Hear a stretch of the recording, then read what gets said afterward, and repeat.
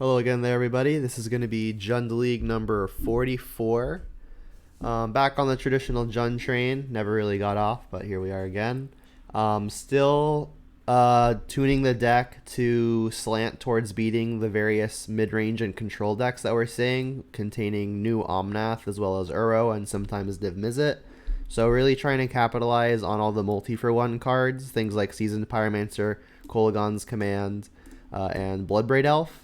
So we have a slightly higher than usual curve, and the trade-off is that we have reduced the number of 1-mana reactive spells. We have not cut on any of the proactive hand disruption, but we're only playing a total of 5 1-mana removal spells. And then as we move up the curve, our additional 1-for-1 removal spells include only Terminate. Renin 6 can also kind of count as removal, and obviously so can Kolaghan's Command and Liliana of the Veil, but those are more expensive, and the cost of interacting with those is definitely more mana intensive.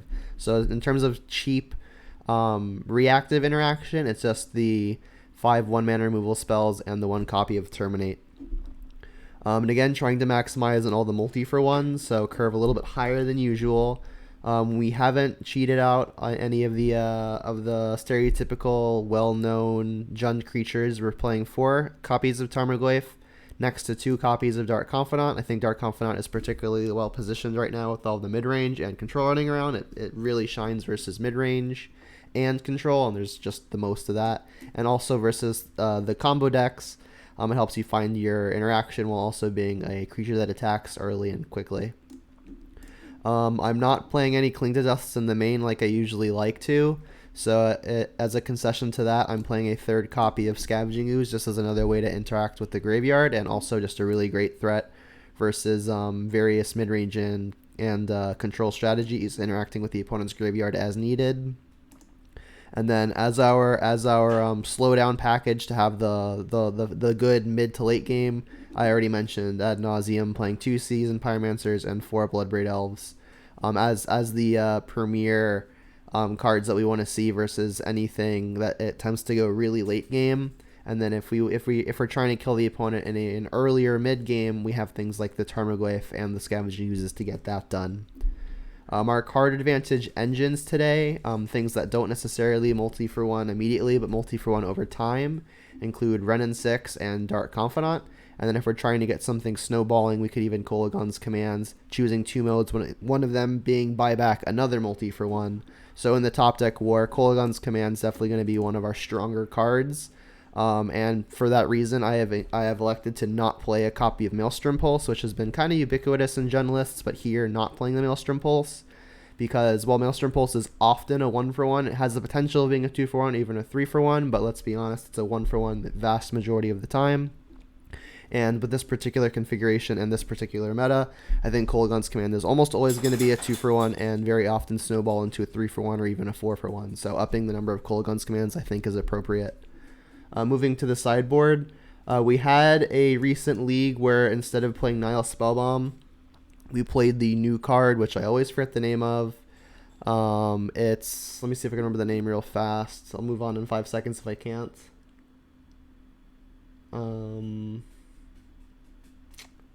Can't remember it. Anyway, it's when it enters, you exile a single card from the graveyard, and you can pay 1 mana and sacrifice it to draw a card, or you can tap and sacrifice it to exile all cards from each opponent's graveyard. Soul Guide Lantern, thank you, Big Daddy Snell. Yeah, so I had played Soul Guide Lantern, but you can't exile the opponent's graveyard while getting the card while drawing a card off of sacrificing it. And against the various Uro strategies that are very card advantage oriented, it feels really, really bad to not draw that card. The advantage that Soul Guide Lantern has over Spellbomb is that to exile the opponent's graveyard, you do not have to target them, which is particularly relevant versus the Oops All Spells deck that's been popping up, because if they've got one of their 4 main board Leyline of Sanctities, Nihil Spellbomb cannot target them in order to disrupt the combo, whereas Soul Guide Lantern can. Graveyard hate that we're packing today include 3 copies of Cleansing Wildfire in addition to 2 Damping Spheres. Damping Sphere also is going to come in versus most of the decks seeking to goldfish us, things like Neoform, things like Tron, things like Storm, but obviously it's going to have lots of other corner cases where it's randomly good, like against Oops All Spells. Bitter Blossom we're going to be bringing in versus anything that seeks to go mid to late game. If you play it on turn 2, we can kind of sit back on it and play the control strategy. And then Brutality going to be good versus anything aggro-y, and even against the control decks where it's sometimes better than Inquisition, taking things like Cryptic Command and Factor Fiction, things like that Inquisition would otherwise miss on. And then Ashiok just going to be a pretty amazing sideboard card as the situation calls for it. I'm going to be able to turn off the searching in the various Uro decks, as well as versus the various Stoneforge decks that we expect to see. In addition to this, it's an excellent, great piece of graveyard hate to face things like Dredge and also the Uro decks. So let's take a quick look at the modern metagame as it stands today. Uro pile still at first. Humans rising all the way up to second, a bit surprising. Rakdos Shadow bumping up from 5th to 4th. Blue-White Control still hanging in the top 5. Copycat Combo, which is the new deck containing the Saheeli Rai and Felidar Guardian combo, in addition to playing the Omnath, the new 4-color Omnath. Heliad Company jumping all the way up to 6. And Death and Taxes, it was pretty unpopular for a while, but now that there are a few new good white cards entering the meta, Death and Taxes seeing a boost all the way up to 7. And then we've got a bunch of other combo decks and mid-range and dredge decks that we've seen pretty much throughout Modern's history. Jund nowhere to be seen in the top 15. Let's see if we can find it. Aha, there we are. 14, 15, 16, 17, 18. We're in the top 18. We're doing it. All right, so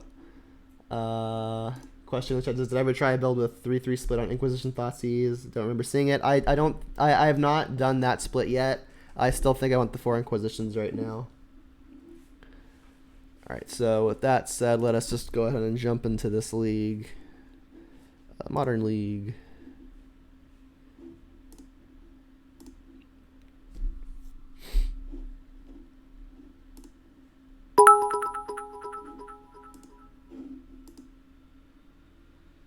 Snapcaster, thanks for the cheer. Oh, and the record indicator. Thank you. Always forget that.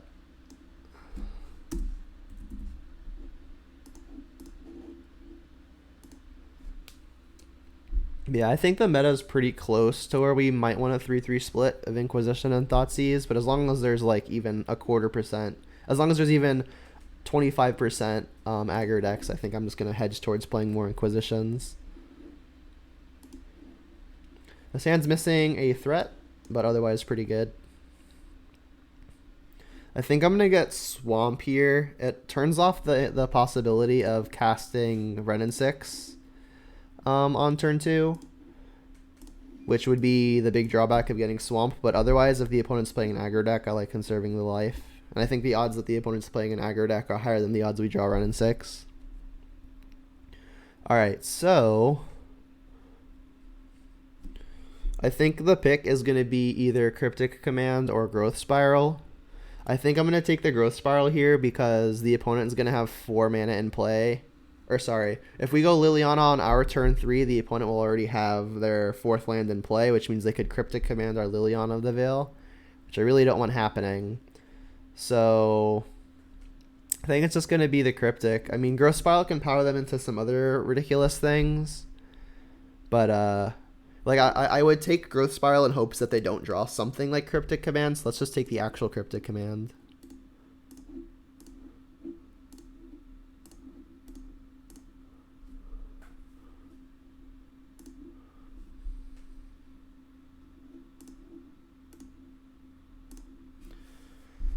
So now we expect them to be casting Growth Spiral, but hopefully we'll be able to stick our Liliana. Alright, so no Growth Spiral then. So let's plan the mana. I'm probably going to want to get a mix of Stomping Ground and Blood Crypt. So if I draw Blackleaf Cliffs, I'm going to wish that this were a Stomping Ground. So if I don't draw Blackleaf Cliffs, I'll just fetch Shock of Blood Crypt, but if I draw Blackleaf Cliffs, then cool. Not quite. I should probably just still get the Blood Crypt. Get the 2nd red for Pyromancer. Maybe this Overgrown Tomb ends up coming in tapped. Probably just going to end up discarding the Overgrown Tomb, actually, to this Liliana. Definitely not going to ditch a K-Commander or Bloodbraid, and I want the Peatland to convert to a card later. They found the Force. Brutal.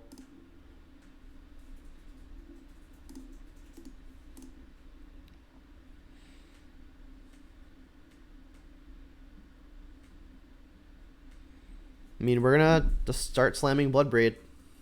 They've got the path for it, but hopefully we can multi for one.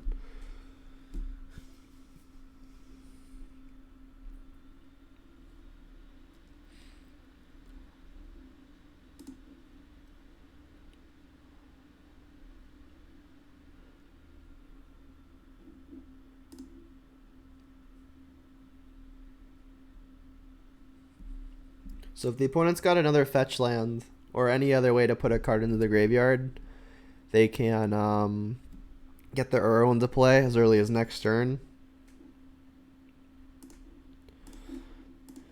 There's an argument to playing the Bloodbraid here just because... Sorry, playing the Tarmogoyf here because Bloodbraid tends to be the best thing to cast when the opponent's got open mana. But I want to be mana efficient, or at least I'm valuing that more right now. Bob's a really great hit. The opponent's probably going to be forced to Path to Exile that. Unfortunately, that means they've got an excuse to cast their Uro on their turn. Assuming they've got another mana source, because again, Field of Ruin doesn't cast it.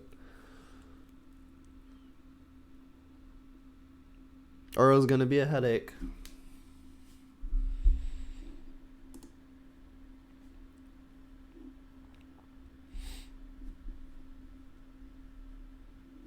They're pathing that. Sure. Not what I would have expected.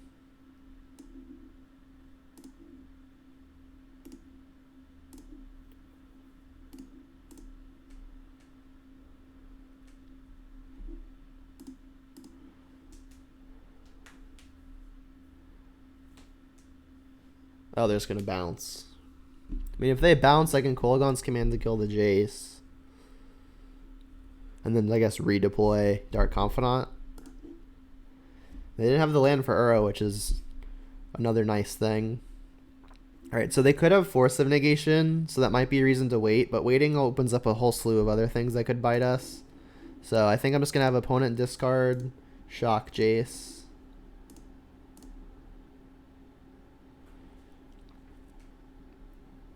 We could still lose this game single-handedly to Uro. They discarded Omnath. Jeez. So in the event the opponent plays another Planeswalker, it's possible I should have the Goyf down because that's better pressure. But I still think it's probably correct to get the Bob down. Get that value engine going. I am at 11, but I'm not super worried as it sits.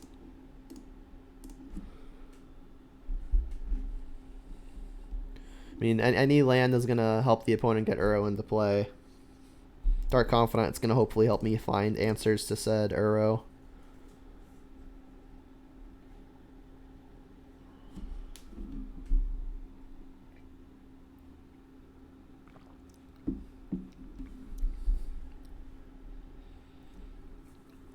The best finds here probably are, I guess, Liliana of the Veil. Terminate would feel bad because we multi for one ourselves, but at least it's an answer to the Uro. Really, any way to get rid of the Uro is what I need here. This thing's attack. If this thing attacks, I'm going to be in the doghouse. Revealed an Ooze. Well, that's about a second too late. Maybe I should just lead on Pyromancer and look for the Liliana or the Terminate.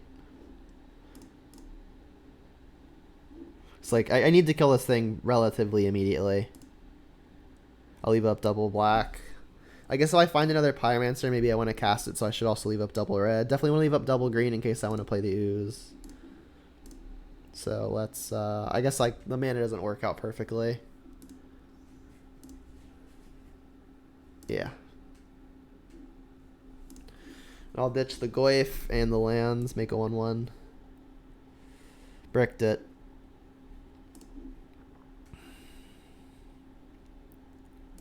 Alright, well, I guess I'm going to play the Ooze to prevent Mystic Sanctuary. And I'll block with the Elemental if and when the Uro attacks.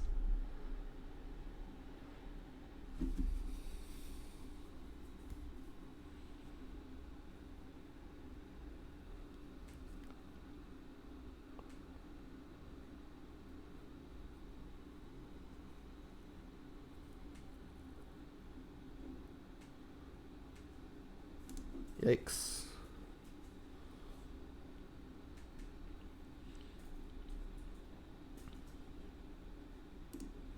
I'm not going to pay a life to eat a creature and gain a life. I might actually end my upkeep in response to the Bob trigger. Go up to 4. No, I'm just going to let the trigger go off. If I lose, I lose. Oh, now I'm really, really dead.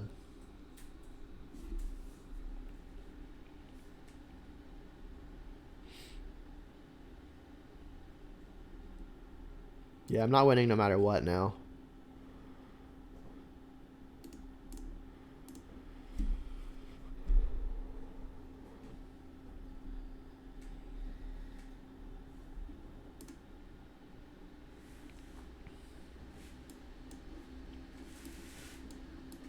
So I'm going to bring in Huntmaster as a nice grindy tool. Ashiok obviously gets rid of the Uros and all the searching effects.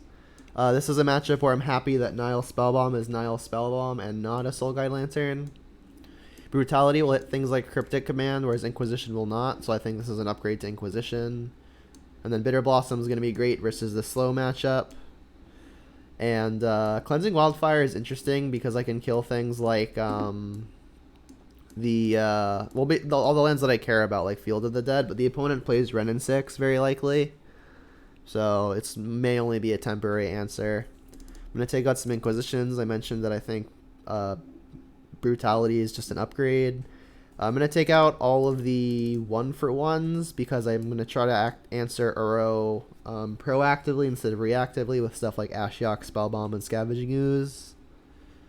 Bolts can finish off Planeswalkers, but that's about their only good job. I don't think that's good enough. And I need one more cut.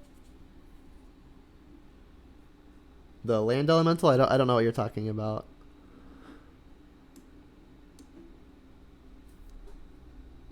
I need one cut here.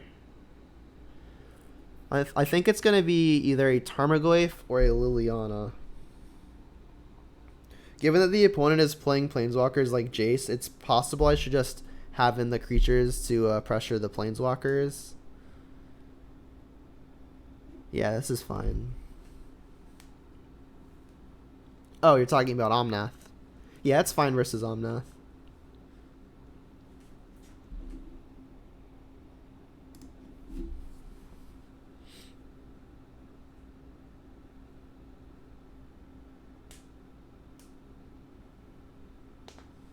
Maybe we get to see it. If we play it on turn 2, it's gonna be good.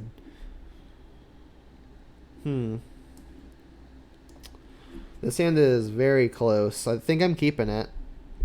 When we get to go Thoughtseize into Tarmogoyf, and then any land unlocks most of our hand. I guess not any land, but our hand is very good if we hit a land.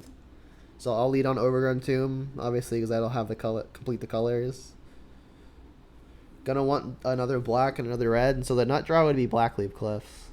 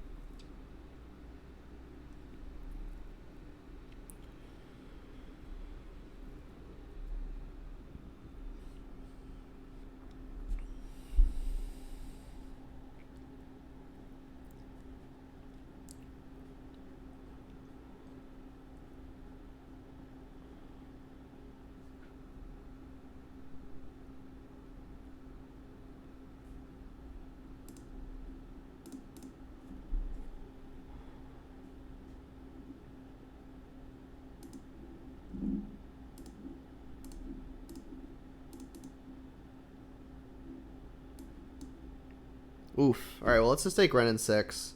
Renin 6 is going to be the most annoying over time, and I think I'm just going to have to play around this Veil. I took out most of my my reactive stuff. My proactive stuff, like Inquisition and Thoughtseizes, are largely still present. But Veil of Summer hits fewer cards now than it did in game 1. So again, Blackleaf Cliffs would be the nut draw. I mean, that at least helps us cast Ashiok and Isoland. So, not going to complain there. That's a good hit.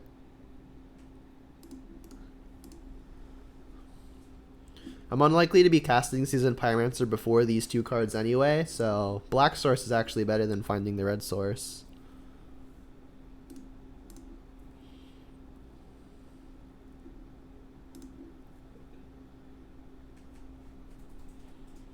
Alright, and no apparent answer to the Tarmogoyf yet, and there's the Red Source right on time. So we're going to be looking to Ashiok into Bloodbraid here.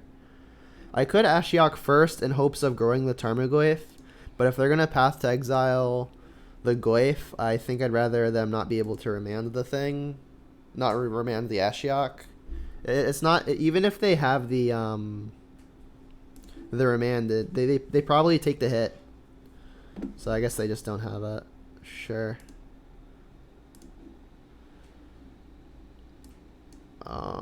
I've already got all my colors now, so I think what land I get is kind of inconsequential. Let's get a swamp.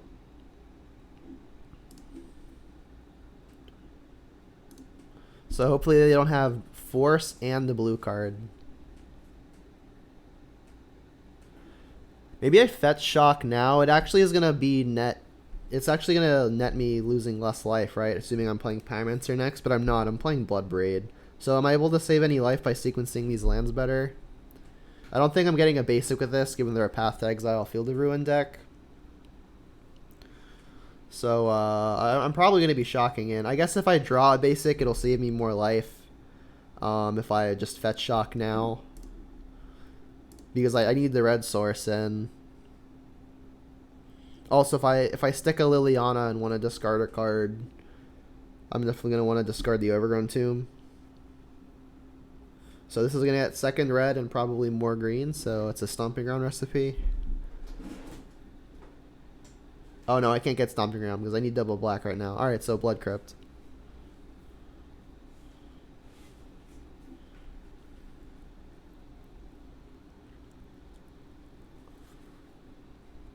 And I'll target myself because I do want to make sure that their graveyard gets exiled, but they have a Veil of Summer right now. So I'm going to target myself assuming it resolves.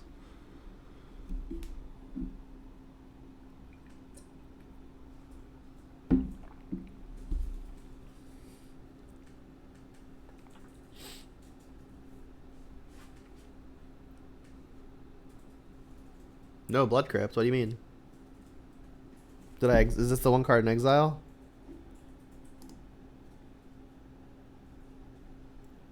I don't have the Blood Crypt. It's right here.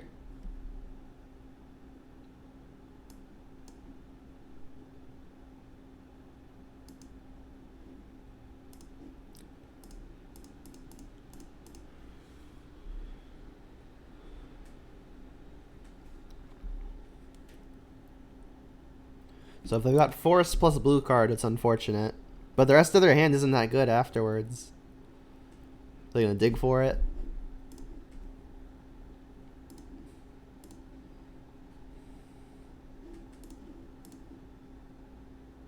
Oh yeah, I need to get it for sure.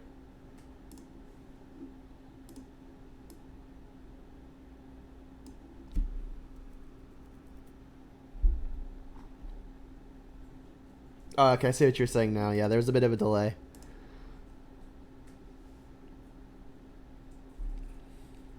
Uro is a good find from the opponent, but we do have the Ashiok in play. They played this island, didn't they? Yeah.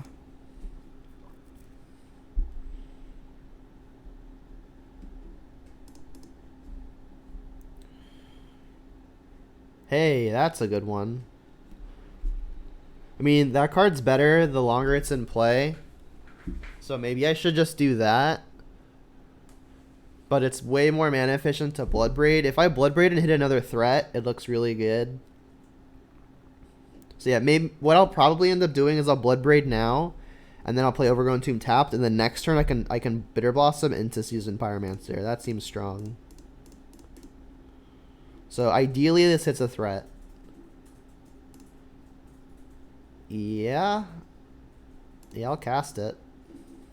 I guess I'll discard the Overgrown Tomb. I mean, I could just discard the Bitter Blossom. Seasoned Pyromancer is going to draw me a good number of cards. Kind of close to what I want to discard. It's probably best just to keep the Seasoned Pyromancer.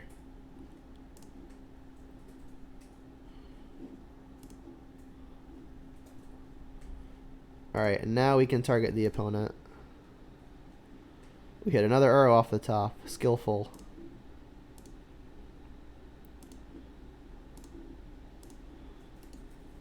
So to keep in mind, did we hit any lands for this fetch? Well, we discarded Overgrown Tomb, so we have only Stomping Ground in terms of shock lands.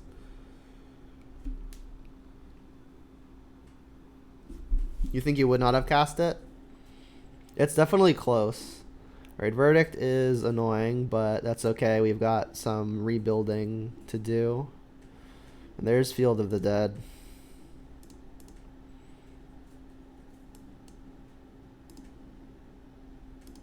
Field of the Dead is a doozy.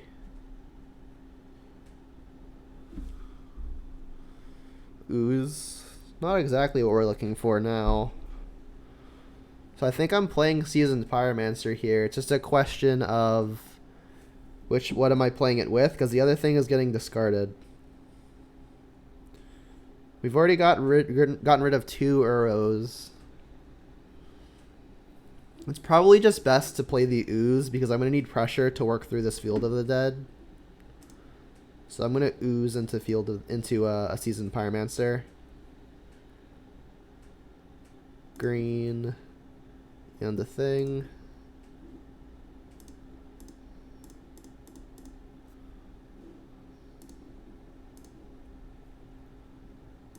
Kolaghan's Command's a good one. Took a lightning bolt off the top, not the worst.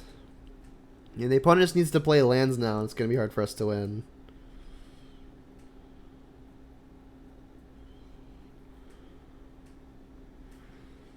So Kolaghan's Command slated to get back either a Pyromancer or a Bloodbraid. I can play Pyromancer in the same turn like Kolaghan's Command, which is attractive. The fetching on that's turned off at least.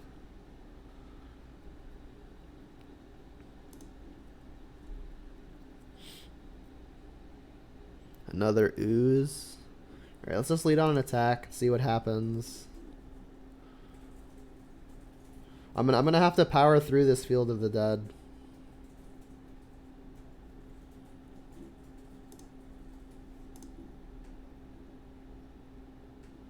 I guess we've got Ooze, so more green is beneficial.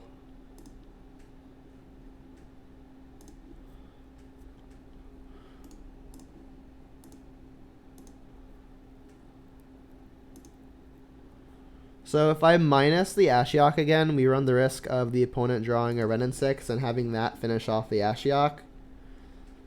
I don't think the opponent's playing Snapcaster, so it's probably good to keep Ashiok on at least 2, because if they play Renin 6 and ping it, we can attack the Renin 6 and keep the Ashiok alive.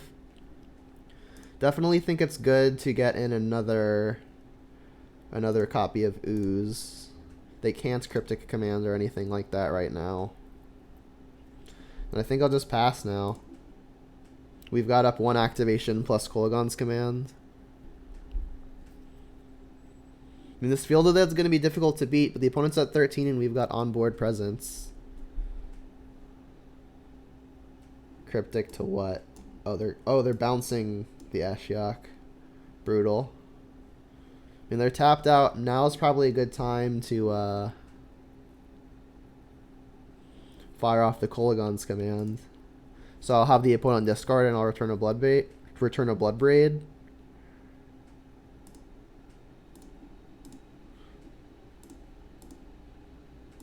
Leaving up the green.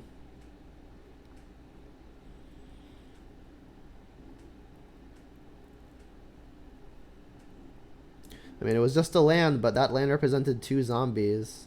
If the opponent draws a spell, They actually don't get the zombies off of it. What?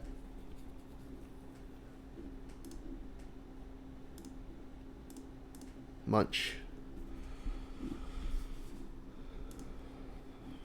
Yeah, I don't think I would have fetched there if I were the opponent. I guess they really wanted the cryptic.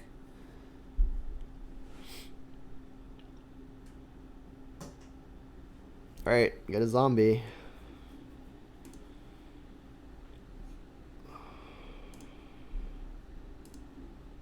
Alright, now we're gonna have to see if we can break through a Field of the Dead.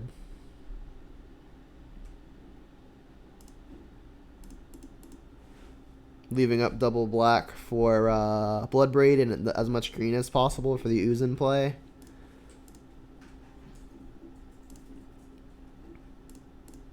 Not great, but at least it's another card. Alright, I guess I'm attacking all. They could put it in front of the elemental, but I don't think I can afford missing on the damage.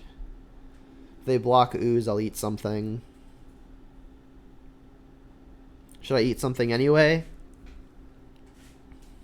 So this has me hitting for 3-5. I can hit for as much as 7, putting the opponent to 5. That means if they make a zombie... If they make a zombie, or their zombie now is dying. So if I hit them down to 5 and they make 1 zombie and then they block the scavenging ooze, that has them taking another 3, which puts them to 2. That's still not quite lethal. So it's, do I want to eat 2 things, or do I want to play the Ashiok? I'm probably going to play the Ashiok because it makes their fetch lands worse. And this taps out of green for the graveyard, but I do have this spell bomb in case, like just in case I really do need to get rid of their yard. Alright, it just snap resolved. Alright, let's exile from the opponent. We got a Misty off the top. It's gonna be close.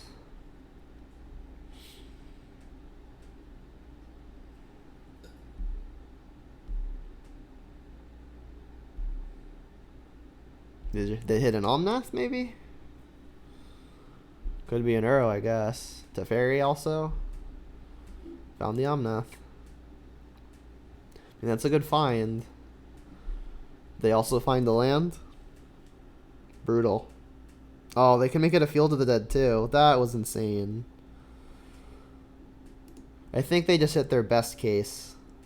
Because, like, remember, even fetches don't equate to 2 zombies. Only that does.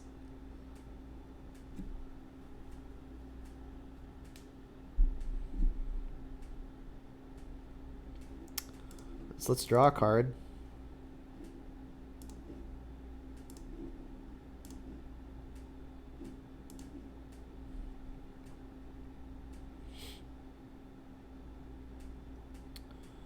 So if I attack with Scavenging Ooze, I've got 3 things to eat, one of which is a Pyromancer. I could trade with the Omnath. That doesn't seem great, though. And then in addition to having to eat 3 things, I couldn't play Tarmogoyf, which is actually an 8/9 because we discarded a Bitter Blossom.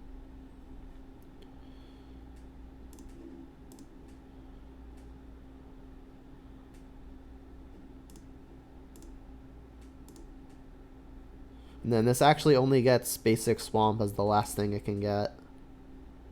Alright, so I guess end of turn, I'll bring back a Pyromancer. Yeah, leaving it on board probably doesn't work. I mean, I think a way that I can realistically win this game is milling the opponent out. So, I mean, that's kind of have to be what I have to play to. That's going to have to be what I play to.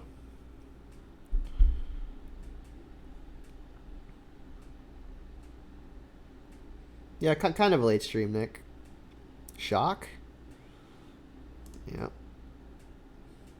Don't quite understand the shock unless they've got something that costs 6. Gonna Sublime Epiphany me?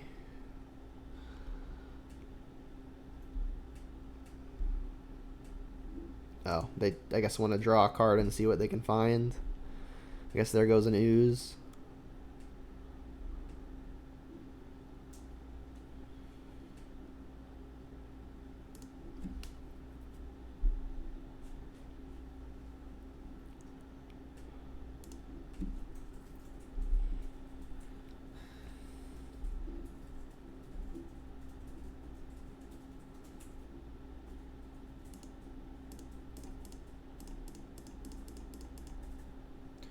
I mean, I guess I should probably go for the trade on the Omnath. That has Ashiok taking damage. I mean, I mentioned that my way to win might just end up being the mill plan, which in that case means I should just be keeping Ashiok alive at all costs, so I can actually activate it.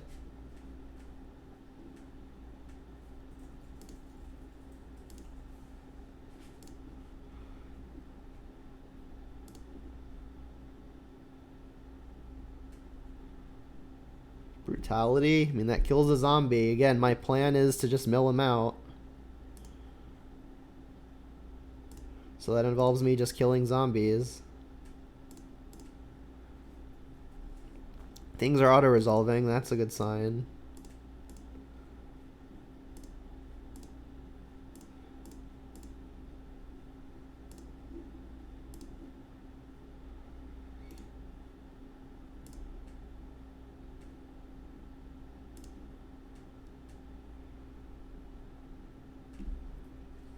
What was a mistake?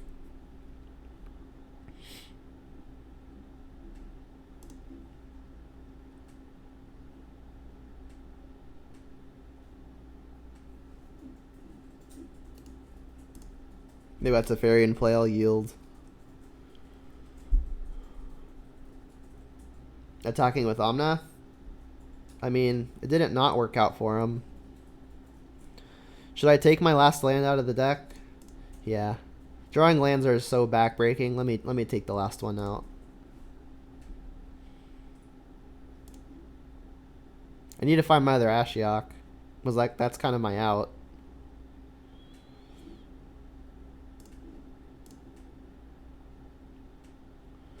I'm on the mill plan.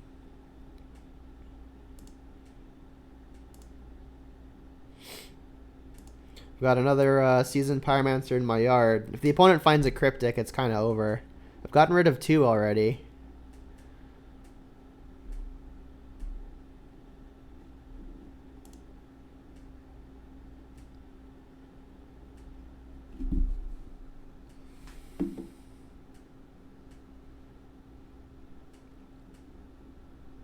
I mean, I've got the Pyromancer in the yard to act as a blocker.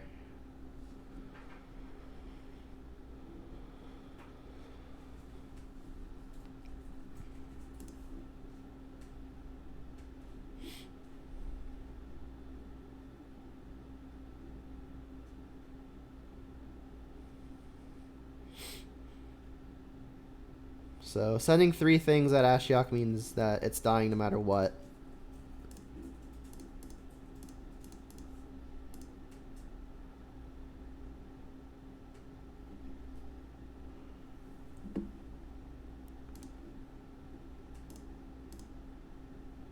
Do I want to block this zombie? How much am I hitting for? This is 8, 9, 10, 11, 12. I can eat. I can't remove all of the creatures from the yard or else my glyph will shrink. So I've got 1 thing I'm able to eat between the 2 blood breeds. So that has me attacking for 8, 9, 10, 11, 12, up to 13.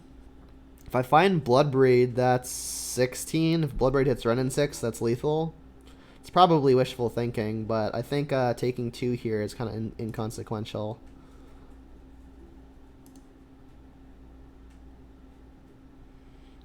And I can still find other Ashiok. Other Ashiok gives me an out to win. Gonna have to play quickly if I get another game, though.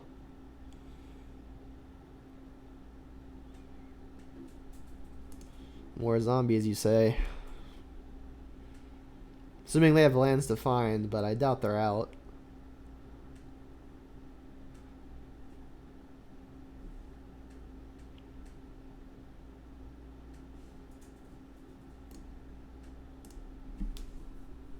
Yeah, this is gross. I'd say so.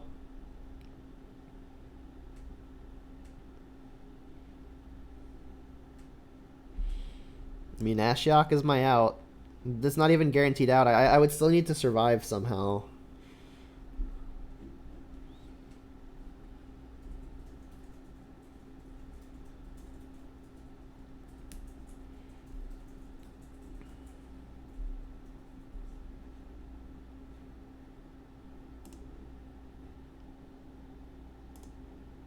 I guess in case I find my other copy of Kolagon's command, I need to not eat my other Bloodbraid.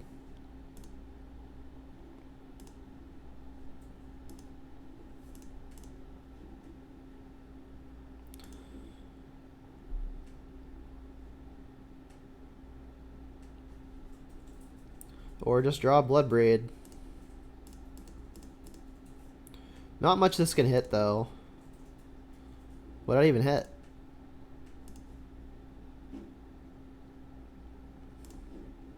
Don't know.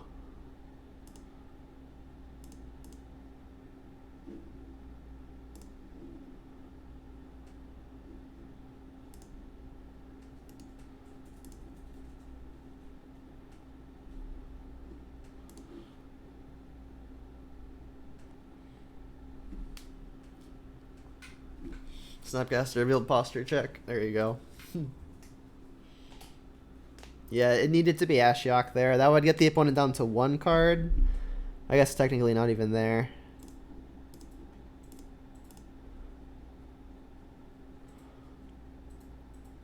I block, block, block, block. 5 get through. That has me going down to -1. There's no 2 creatures I can eat, so I do just die.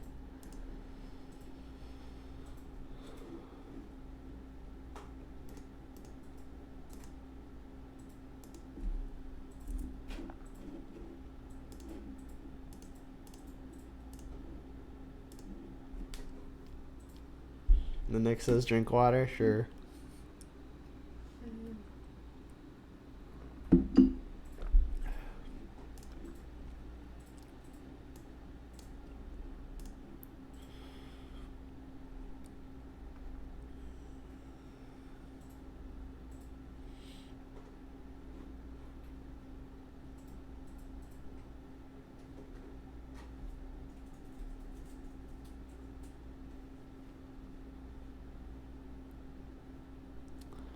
Revealing Lutri. So their whole deck is one-ofs?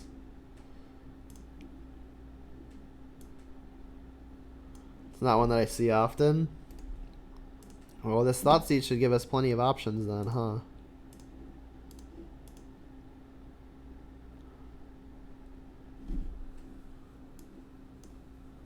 Wow.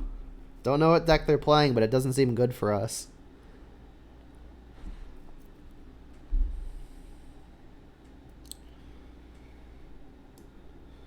Is their Drown in the Lock gonna counter my Liliana? I don't think it will. I think the pick is gonna be between Cryptic Command and Ashiok. Let's take Cryptic.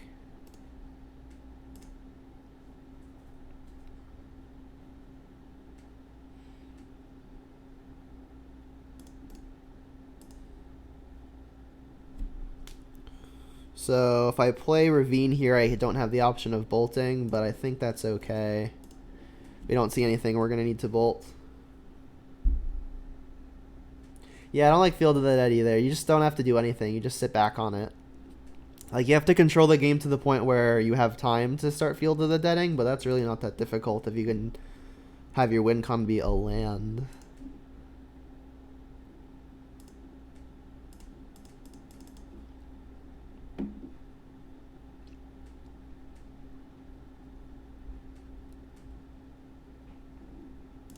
Alright, well, at least we drew a second one.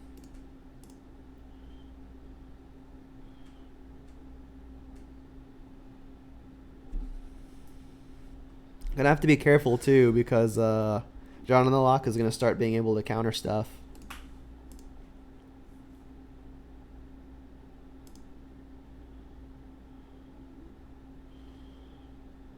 Cryptic on top. Yep.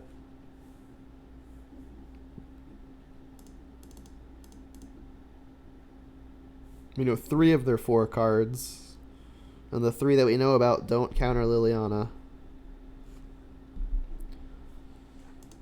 Yeah. I could have shocked first Inquisition, which is probably my mistake. I mean, I guess I should still do it, not compound the error. Take out the Drown in the Lock. Yeah, that was a mistake.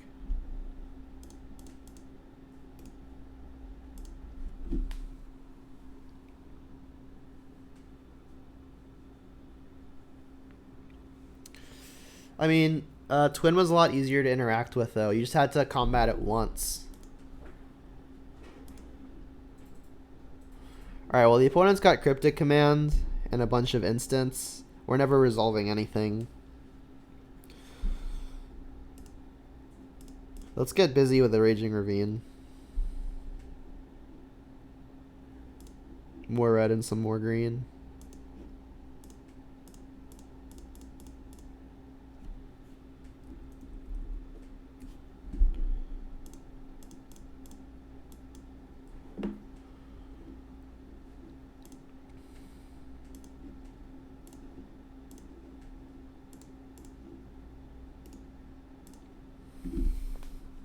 Yeah, Field of the Dead is just inevitable.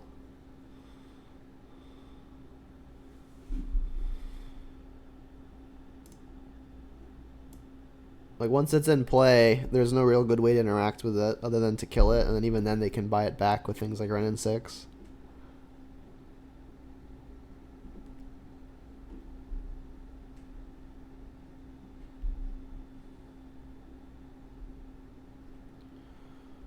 So if they just go Ashiok plus here, I can Lightning Bolt the token and then use the Ravine to kill the Ashiok. Or you know, right? It's going to be at 6.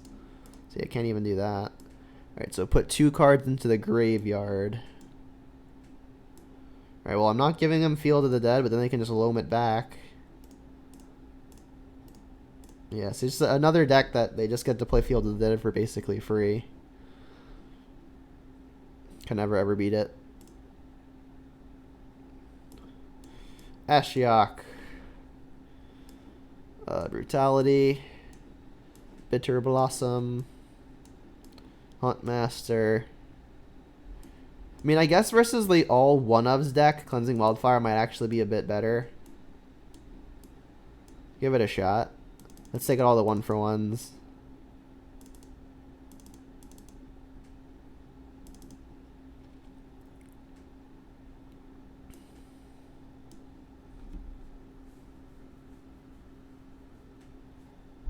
Yeah, I would be inclined to agree with that, Nick.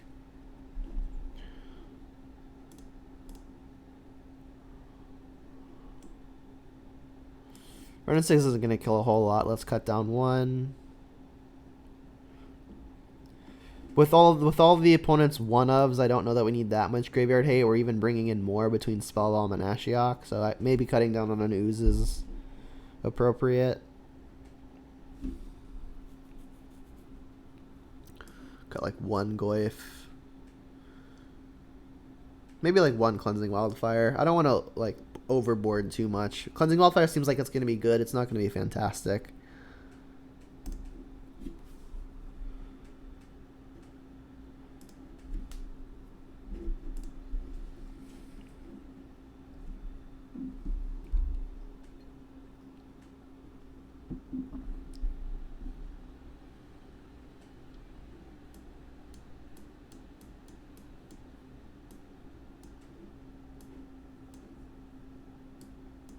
These are the cards I took out.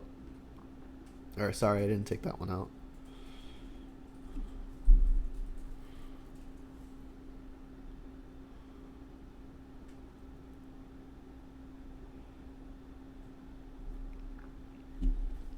Yeah, Nick, I agree. Like, I don't like cards you get to just play that are almost impossible to answer. And then in the case of this particular deck, or the deck we were playing last round, they even if you have your impossible answer, like your Cleansing Wildfire, they could always just buy it back. It's pretty aggravating to have to deal with. Like, if you don't kill them a turn before turn like 5 or 6, very often you're just dead to the Field of the Dead.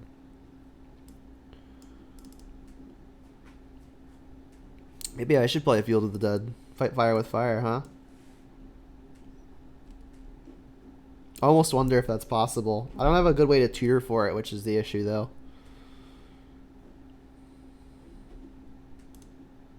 Just play 4, always have it.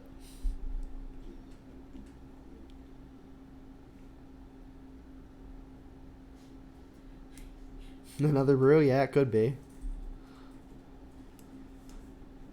This hand's slow. Could die to the Field of the Dead. But it's kind of hard to mulligan a permission spell into a powerful planeswalker. Jund Field, yeah. It's just regular Jund with Field of the Dead. Maybe we play a transmute card that transmutes for 0. Jund Field has already been a thing. I know Jund Field is a thing, but not Jund Midrange Field. Like, the Jund Field deck is just like another Primeval Titan deck as far as I'm aware.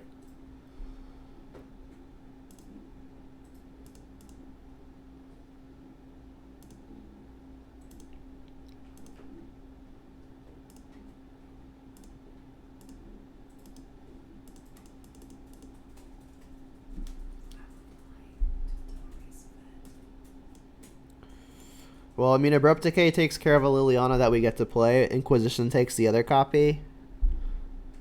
I think I'm going to let them...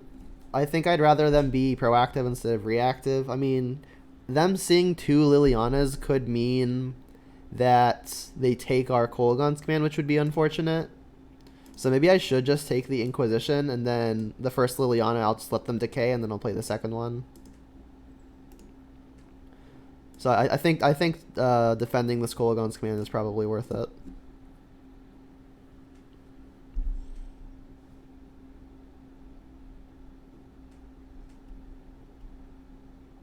Didn't have Titans? I don't know. I'd probably put Titan in there. Just more ways to find field. I know there was a Golgari Titan deck for a while.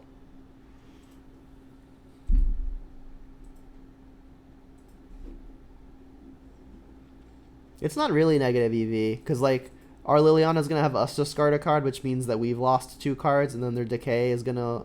They have 1 decay in the card they've discarded, so it's still just a 2 for 2.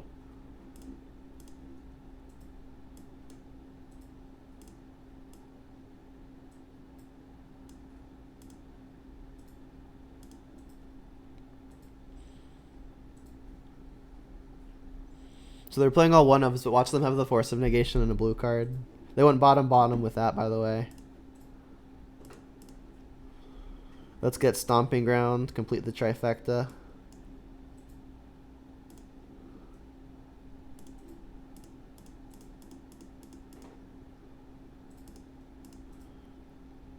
Alright, and I want to keep Liliana for when the opponent Abrupt Decays the first one. And Seasoned Pyromancer and Kolaghan's Command are probably too good to pass up, so I'll ditch a Goyf. I can buy it back with the Kolaghan's Command next turn if I want. If they just decay the Liliana before I get to activate it again, then I'm just going to Liliana again.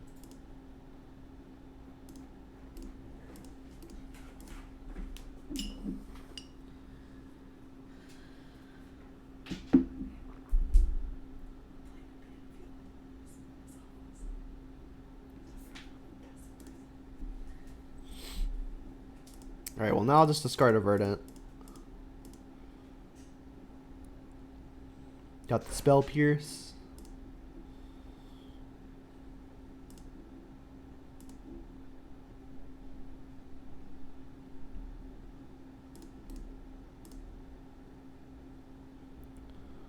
So the opponent never mind.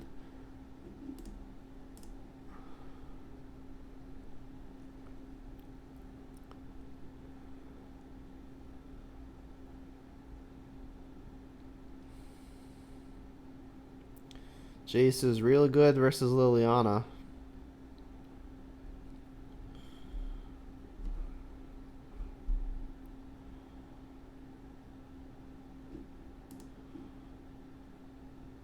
Brutality, not great versus Jace. I definitely need to get a creature down so I can start pressuring the Jace. So I guess I'm going to plus and then Pyromancer. I could Kolaghan's Command to buy back Tarmogoyf, but I really need to start pressuring this Jace somehow. So, I mean, not knowing the opponent was going to play exactly their one copy of Jace the Mind Sculptor, my play ended up not working out, because I would have loved to have had the Tarmogoyf in play.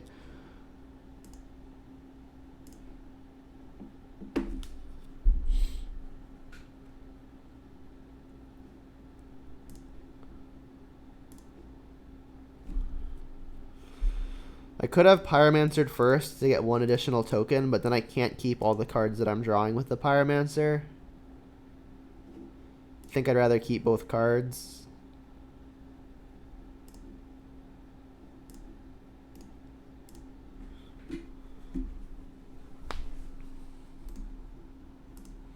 Ravine's another good way to pressure a Jace.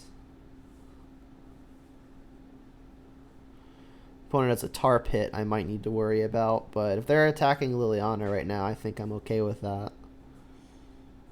They could use it as a block, but that's also probably fine.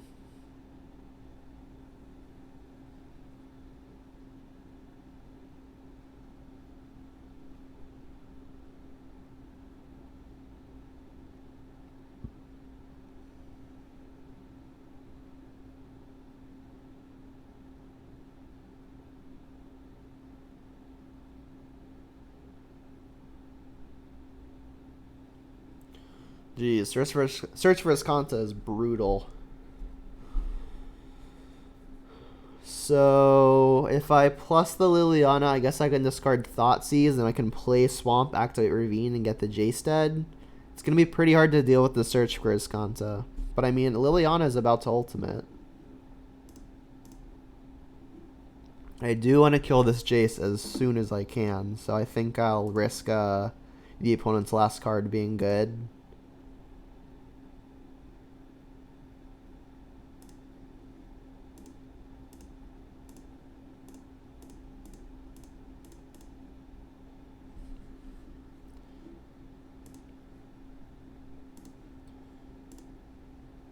So I could just send this at Jace and then this at the opponent. If the opponent can kill something, it gets a lot worse for us. Like, I'm going to wish I'd been able to kill the Jace. So let's just throw everything at Jace. Like, even if they kill the Ravine... If they kill the Ravine, we're not killing the Jace, but they have to plus their Jace again to prevent us just killing it again. They had the Drown, of course. Alright, so I'm happy I attacked Jace with both. The opponent's got to do something about Liliana or we're going to ultimate.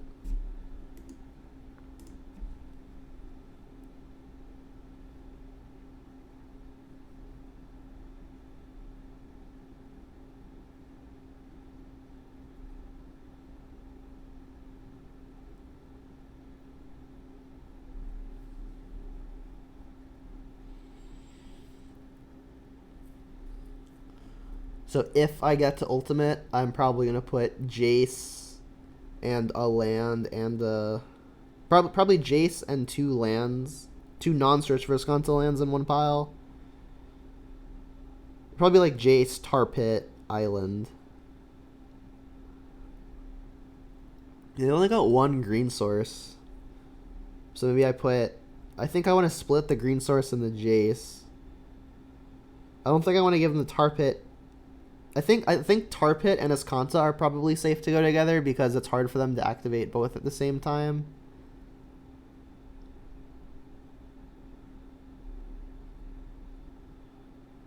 They could activate Tar Pit and just attack. That's one thing they could do. Or they could just draw another really good one of.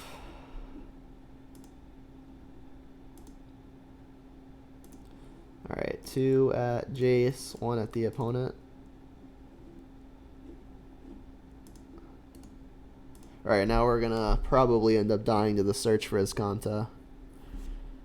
They still have Lutri they can put into their hand.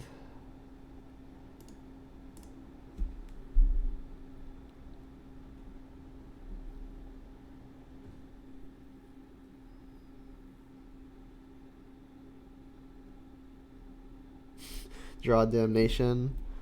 Alright, well, at least we drew a good one. I'll leave up green in case we hit an Ooze. Ideal case here would be like a Tarmogoyf. Cleansing Wildfire. That hit Search. That was a good hit.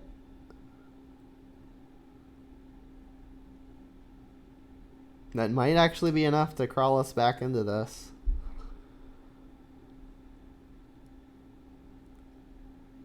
Well, that swamp won't be.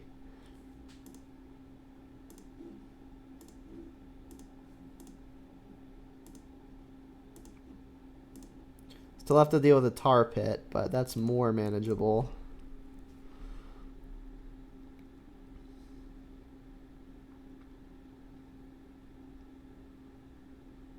Alright, Lutri in hand.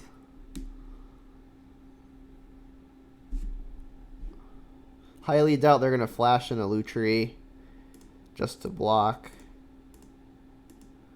Let's draw a card. If we hit like a Bloodbraid, we're going to want to cast it.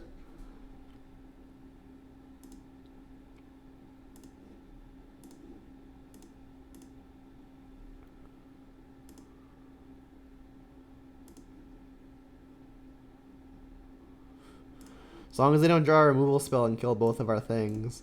That'd be pretty tilting. Especially because it's all one-ofs. I mean, I guess like Fatal Push and Maelstrom Pulse. They probably have like Fatal Push and Maelstrom Pulse and like Trophy left. They've already used Decay, Blood Chief's Thirst, Drown on the Lock.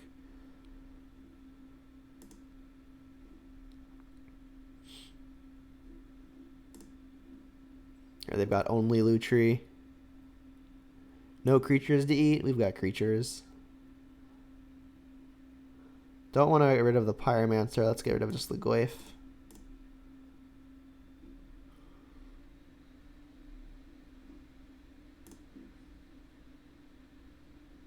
Gets rid of Tar Pit.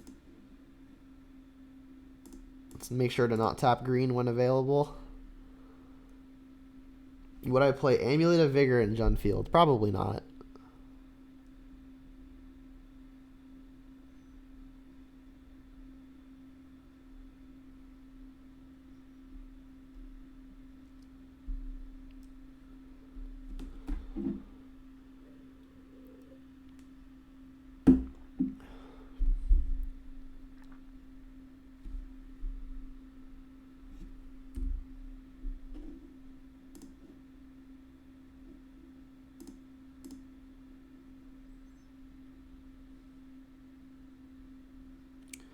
More land's not great. I mean, if they try to block the Ooze with the Lutri, we can exile the Seasoned Pyromancer. Let me do a quick check, make sure that I'm not missing any creatures here. Yeah, it doesn't look like I'm missing any creatures.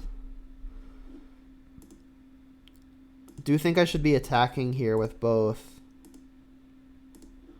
No, I'll eat the Pyromancer if I have to. Alright, well now I'm definitely not.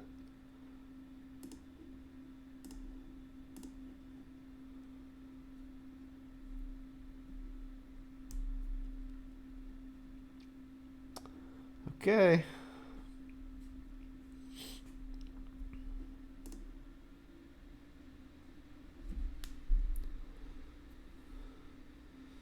The opponent drew really hot, but luckily we also drew hot.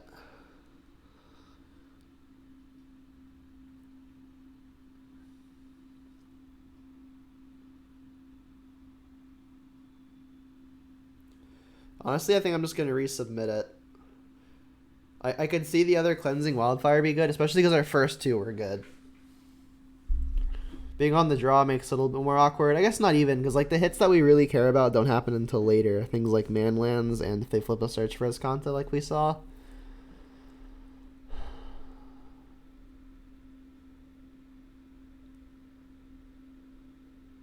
I think I'm just going to resubmit.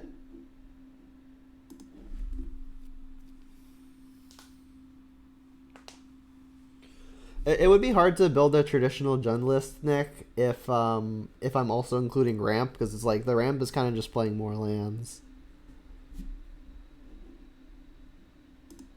Alright, let's see if the opponent has their one copy of Veil of Summer.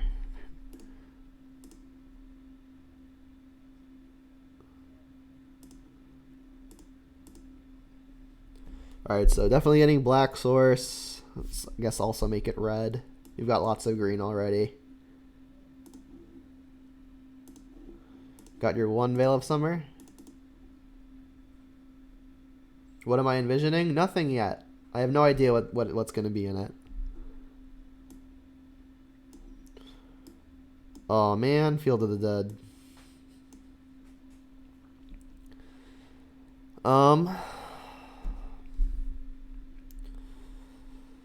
Not sure I super care about their explosives. Maybe I should just take the explosives because it's a removal spell. And the cantrips are kind of question marks. I should probably just not be cute and just take the card that I know does something at least a little impactful. Could be annoying if I like have only 2 mana plays as my routes to winning, and then they just like have the explosives.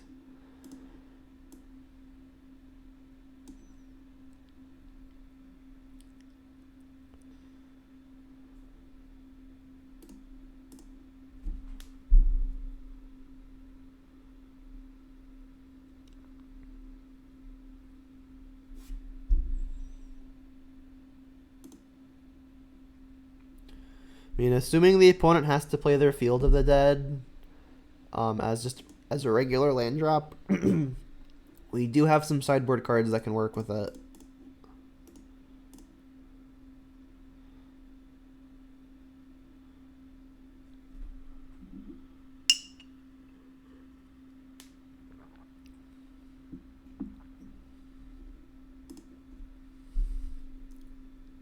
They topped with the opt.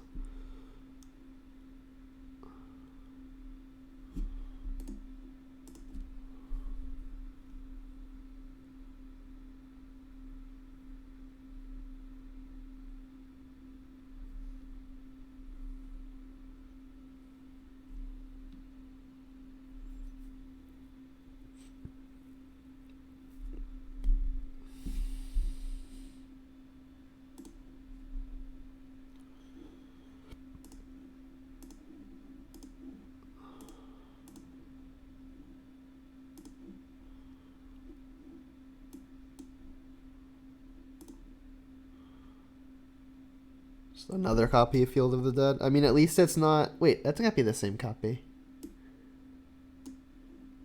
How does Lutri work again?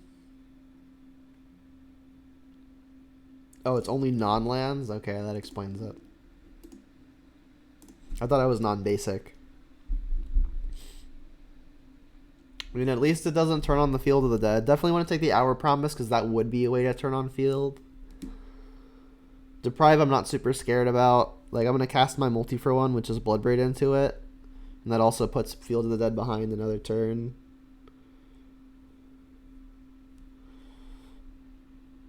I mean, if I draw more spells, I could see winning this game.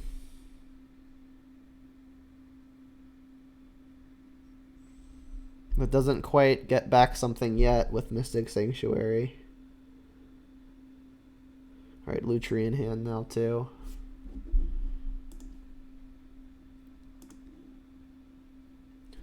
Gwaif's not bad.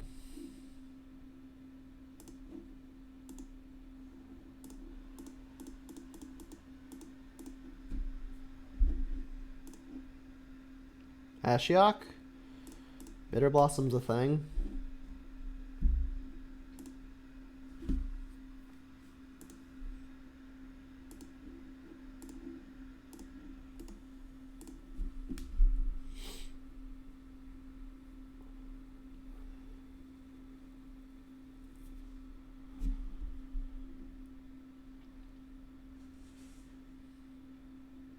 So they get to play multiple fields, they get to play multiple Mystic Sanctuaries.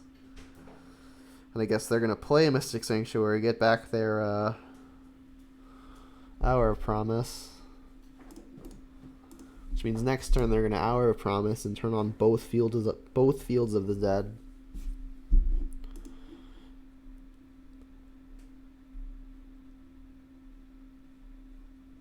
And I guess that hits Deprive.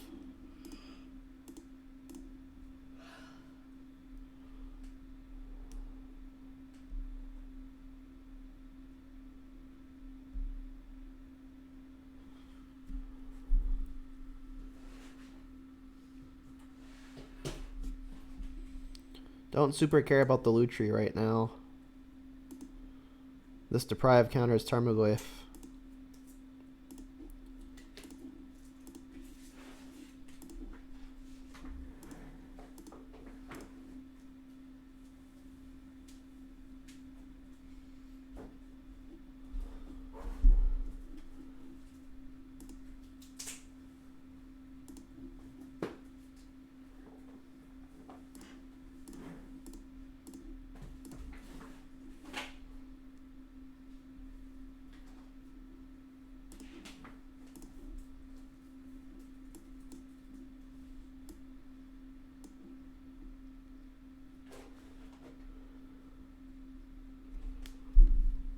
Now they get to play Field of the Dead, cast Our Promise, make 4 zombies.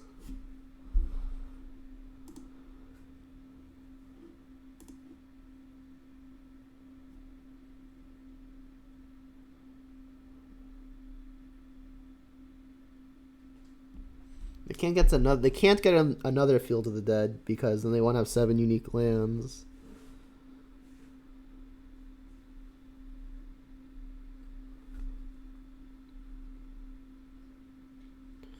Yeah, I mean, Field of the Dead everywhere.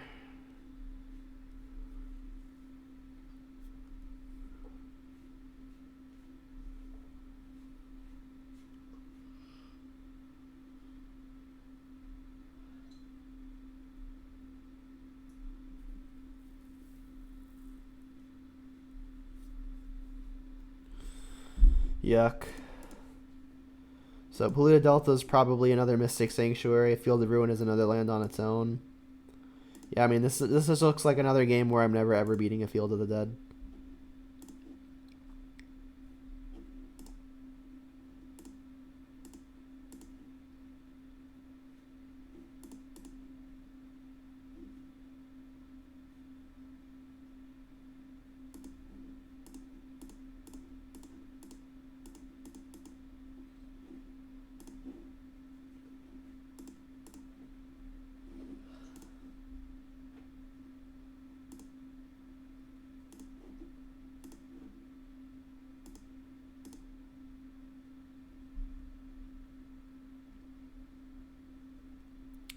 Yeah, I'm gonna have to win with this Bitter Blossom here, so I'm gonna use the Renin 6 to go at the opponent's face.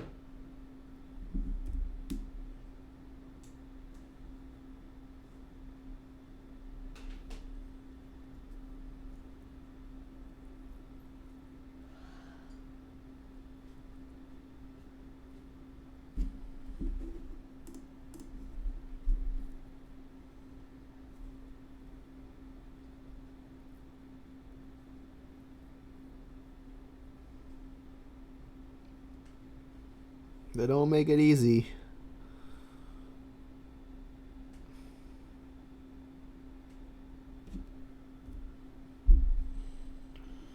Damnation on top.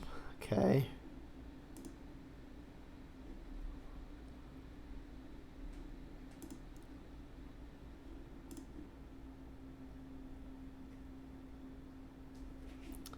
So I can attack for 2, put the opponent to 4. I can then Renin 6, targeting the opponent. I took out the lightning bolts.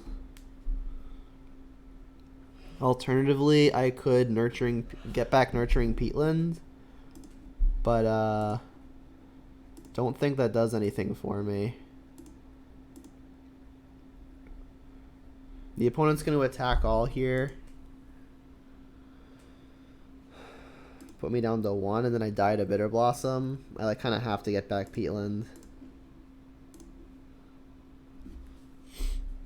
Should have done this first if that was the plan, but it's just so hard to beat this deck anyway.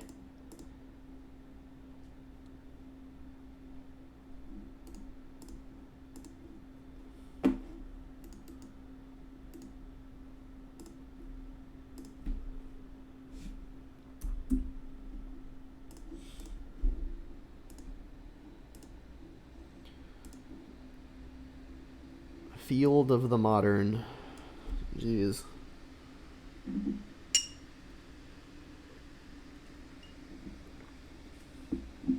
So the only good things in the field are things like Cleansing, Blood Moon, and Pillage.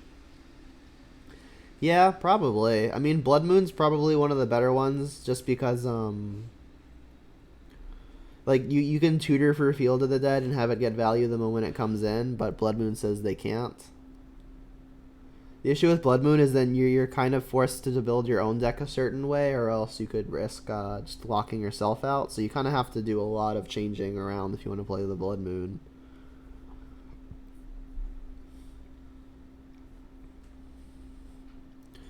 Like, if I'm playing a Field of the Dead version of this deck, which is an interesting thought experiment, I think I would take out basically all of the 2-mana creatures. Because, like, the main win cons would be just Field of the Dead and ways to find it. Like, I would probably just try to control the board with literally everything else and then have Field of the Dead be the win con. Like, I think I'd still play Blood Ray just because it can cascade into any of the other powerful stuff, but I mean, who knows?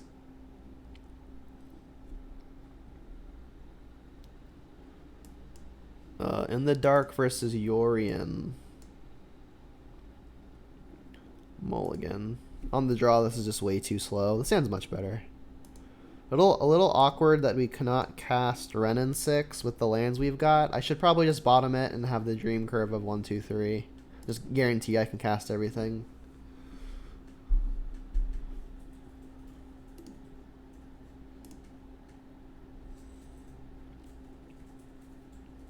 Darn.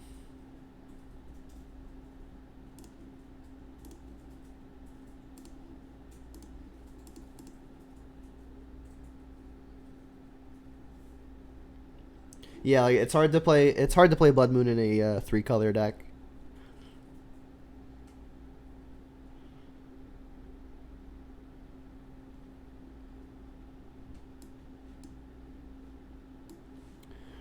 Alright, well, Force of Negation gets to deal with the Liliana of the Veil, but Skyclave Apparitioner gets to deal with the Goyf or the Liliana of the Veil. I think I just have to take Skyclave here. Like, if they force the Liliana, at least I get a multi for 1.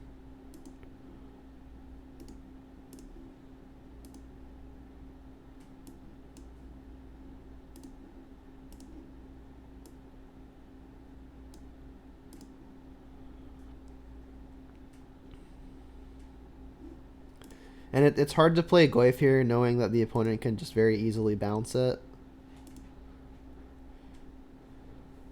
But I mean, the opponent's play is going to be Teferi almost no matter what.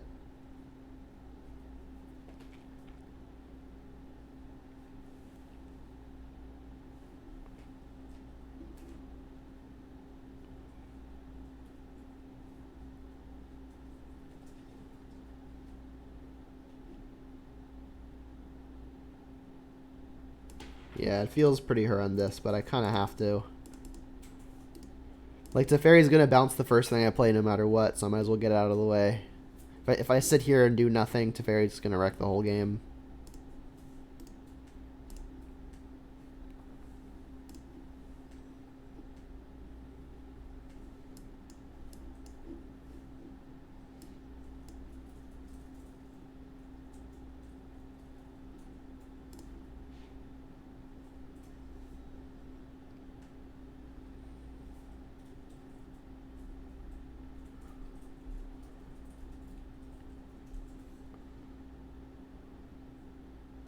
Myra's the better fetch because I've already got the Forest, so if I'm going to fetch Shock, I'm going to do it with the Verdant.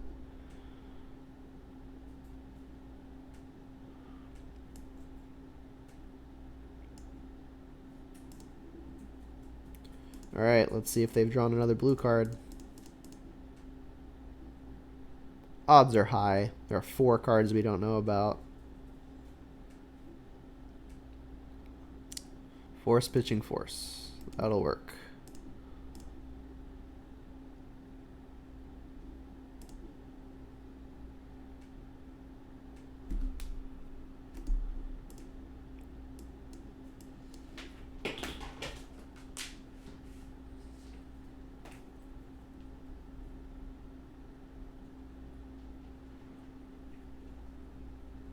Main deck Kitchen Finks.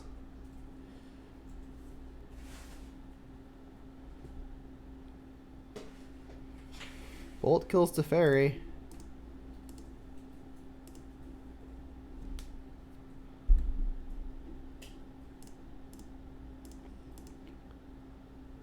And I'll play the fetch to get it out of the way. Definitely need second red at some point if I draw something like Pyromancer.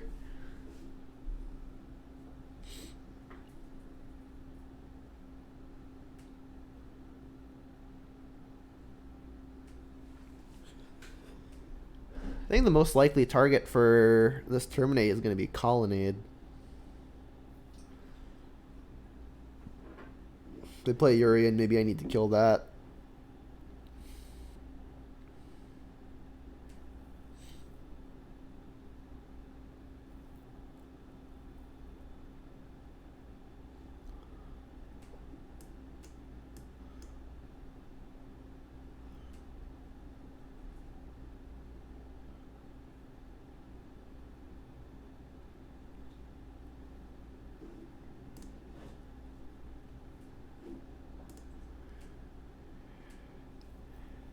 So attacking into the Kitchen Finks would be pretty idiotic because they're just going to reset it with the Yorion.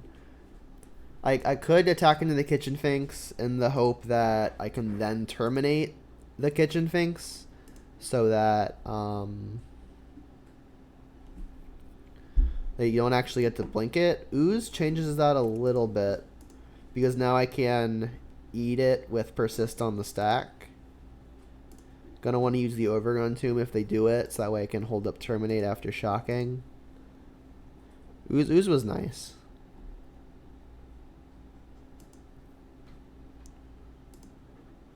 Alright, I do still think I want to hold up Terminate and an activation, so I'll shock this.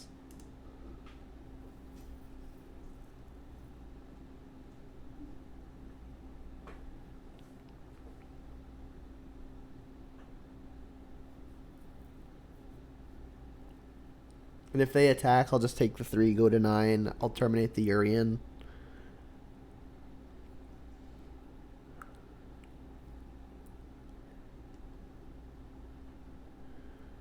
This better not be another Teferi. Teferi would be brutal. So just can never punch through it. If they go for Teferi, I think I'm just going to be forced to terminate and then eat it. Skyclave. Alright, well, I guess I get to see what they want.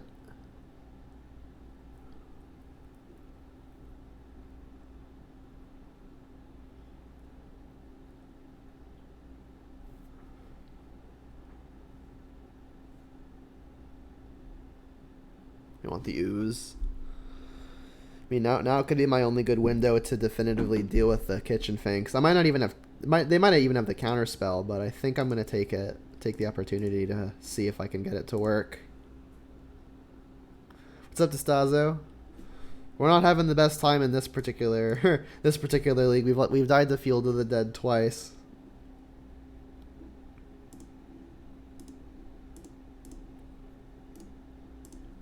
Right now we're dying to Yorion probably.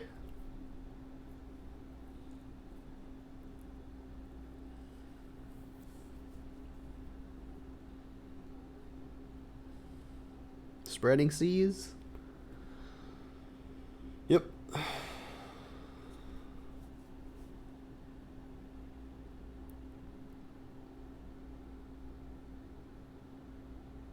You joke ran Massacre Worm? That's kind of funny.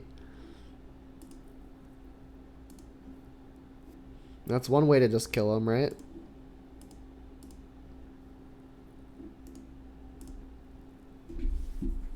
It's a lot of mana, but I mean, Games go long.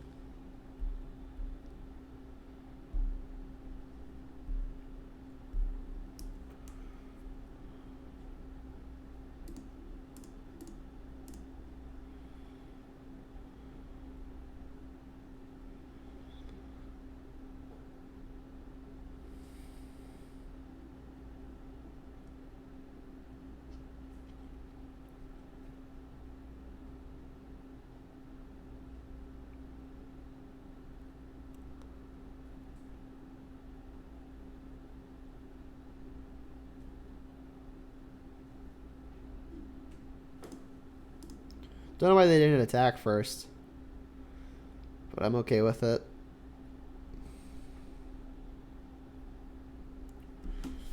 So I'll get a 2/2 when this thing leaves.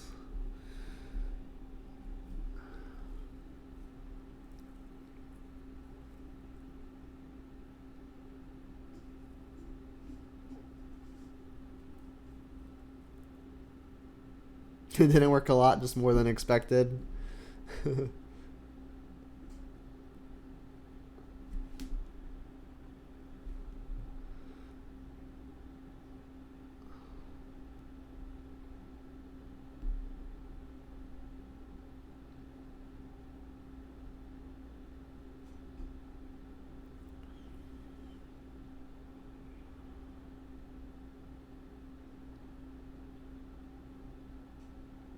That does nothing.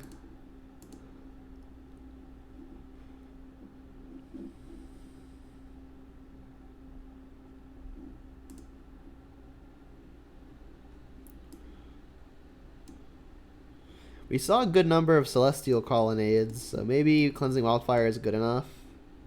I think I want the Spell Bombs. This doesn't actually look like a deck where Brutality is going to be good. The opponent's blinking a lot of our stuff, blinking a lot of creatures and things like Spreading Seas, and Brutality just never hits them. So I think I might actually want Inquisition over the Brutalities here. Bitter Blossom seems good though. Fatal Pushes seem bad. Like they kill the rinky dinky creatures like Wall, but I don't think that's a huge concern. Let's cut one Ooze.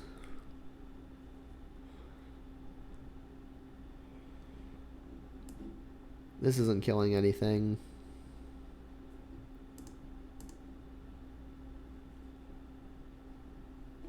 Take out a Terminate.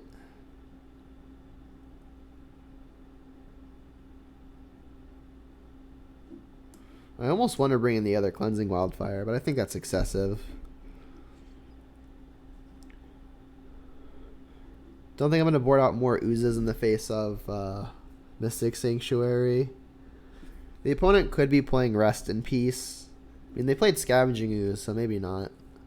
Not Scavenging Ooze, Kitchen Finks.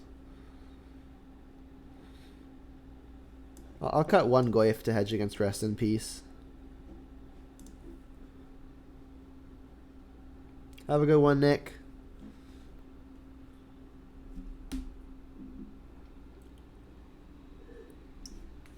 Yeah, I agree with that, Destazo. My most my most recent Jund League, and this one is just full of 3-color Uro brews.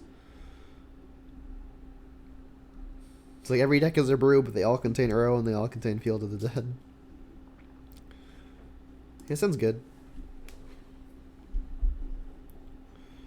I could Peatland first to have the option of playing Ren and 6 on 2 if I draw it, but I don't even have any value to get off of the Ren and 6. So I think I'm just going to go with the Swamp and turn 2 Tarmogoyf. Spreading Seas is real annoying. Let's just take that. I expect the Goyf to be big enough to get through the wall at some point anyway.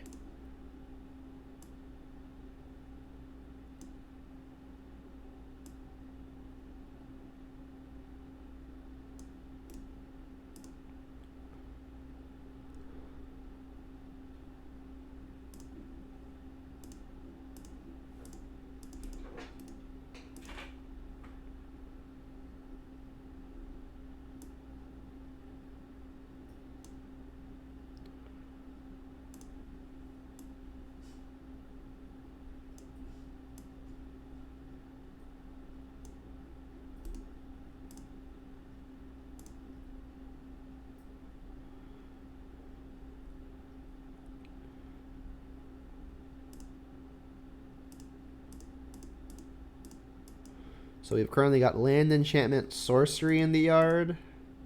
So I could discard my Kolaghan's Command to guarantee that the wall breaks through, but that seems like a bad idea.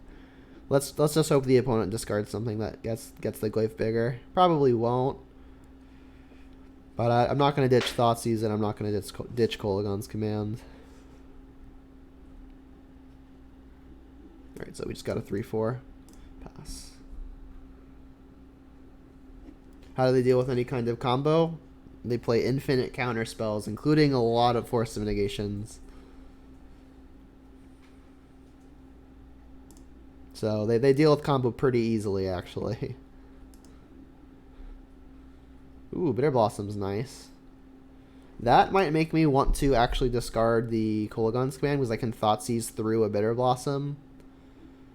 And I think I want to plus first, so they discard a card without the information that I'm Thoughtseizing. So yeah, I guess I'm just ditching a Kolaghan's Command here.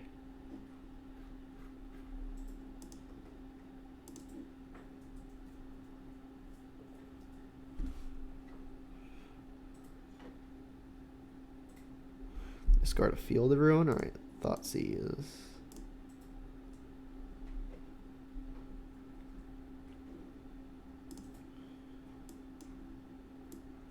Alright, double Restoration Angel is pretty tricky.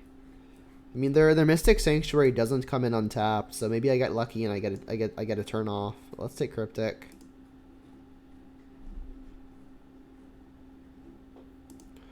I'll attack before the opponent's got info.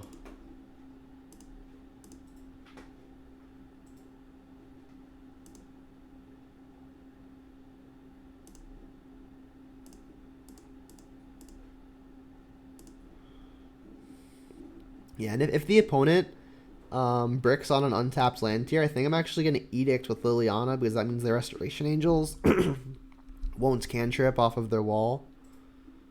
Alright, we get to turn off. Alternatively, I could just continue plussing, because within a turn I'm going to get to ultimate. Let's see what we draw and make a decision from there.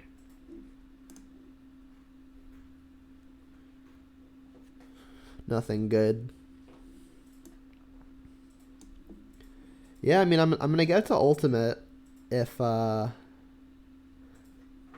plus again here, so I should probably just plus again. Like, if I minus, the Restoration Angels are just gonna be able to pressure the Liliana pretty adequately. So like minusing here is just gonna have the Liliana dying soon anyway. Maybe we even get a Restoration Angel this way. Alright, we don't. Smack. I could pop the Peatland now, because if I draw another Tarmogoyf, I'm going to really wish I had put it into play.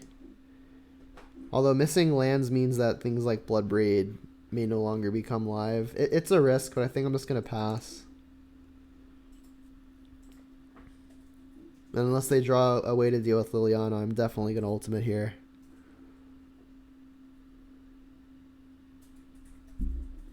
Alright, you did it.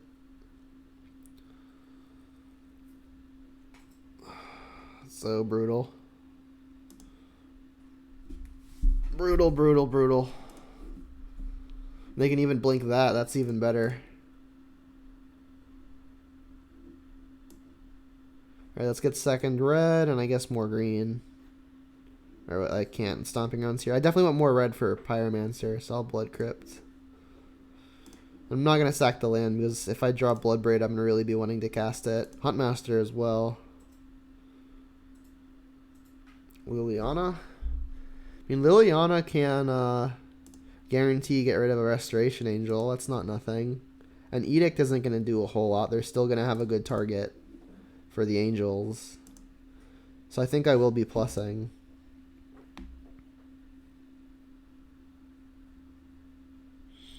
I mean, we're getting the opponent pretty significantly low.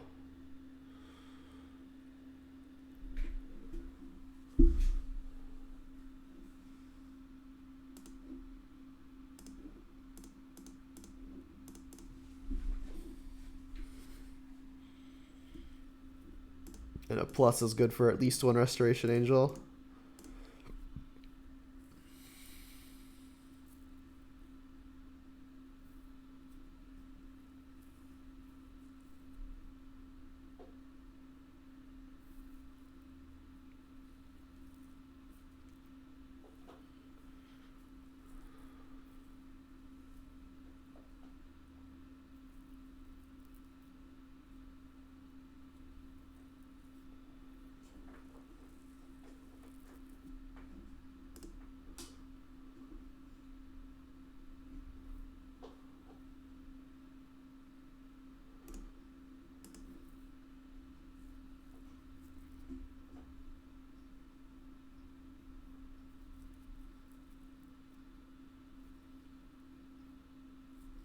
Don't actually know what they take here. It might be Tarmogoyf.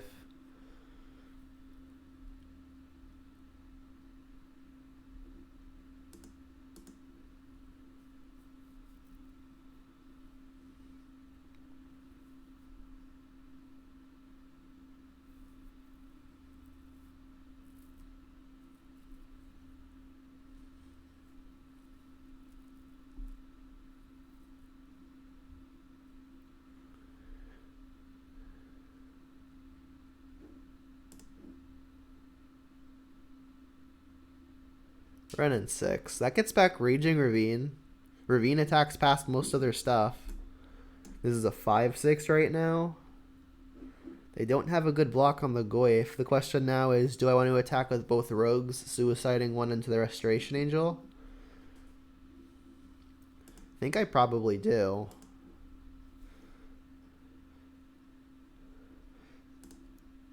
Attacking with the illusion is not free because that just gets a wall thrown in front of it.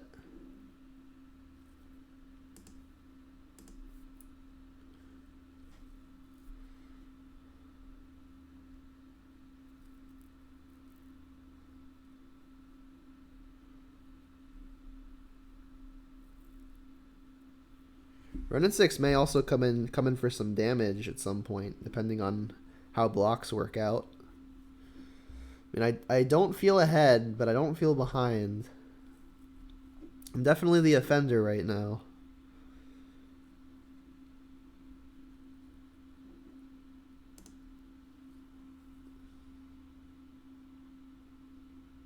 Maybe they said maybe block the illusion with Resto. It's a possibility.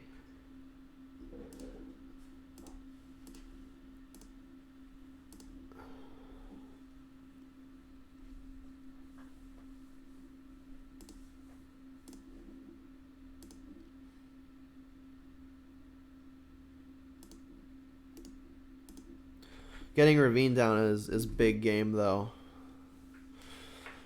As far as we know, they don't have a good blocker for it. They're at 5.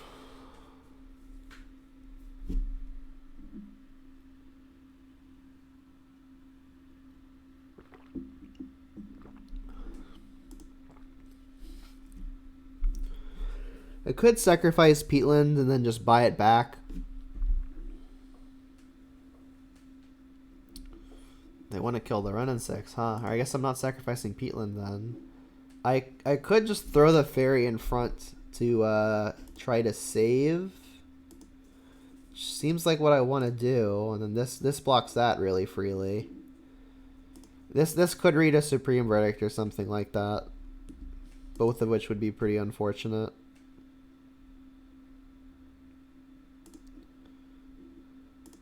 If they've got Supreme Verdict, then like the argument is to, I guess, not block the Skyclave, because then when the Skyclave dies the apparition, I'll be left with a 3/3.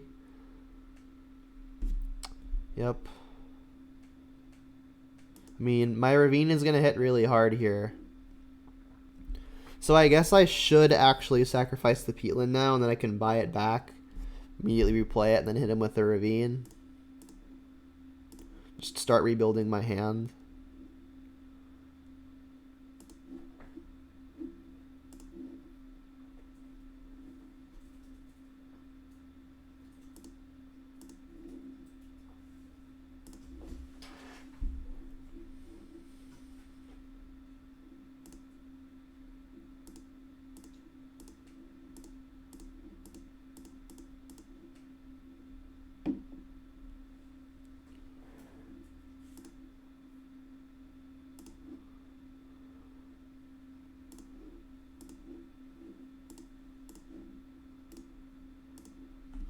So I mean, I guess a play that I could have made.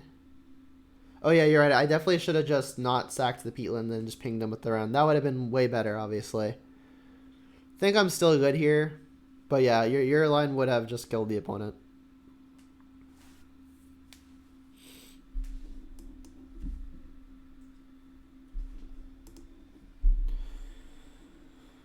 Alright, got a little lucky on that turn that the opponent didn't draw an untapped land. Their 4th land was a tapped one.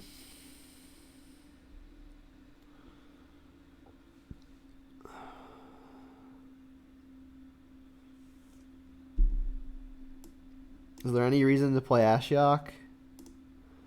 Don't really think so. The only thing it's really doing for us is Mystic Sanctuary.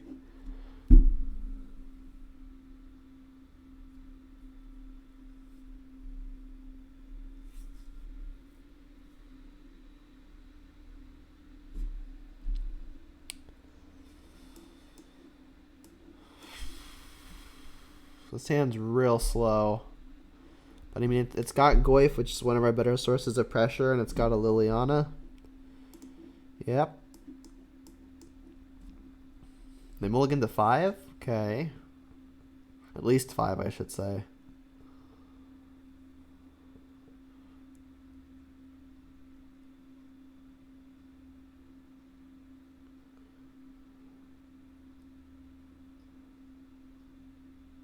So Wood of Foothills looks like it's getting Blood Crypt here. Definitely need second black and first red.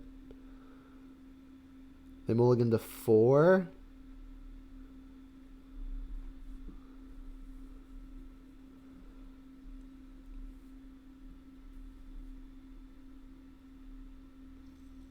We'd love to draw like Inquisition or Thoughtseize to really punish them. 4 is brutal though. Hey, that's pretty good.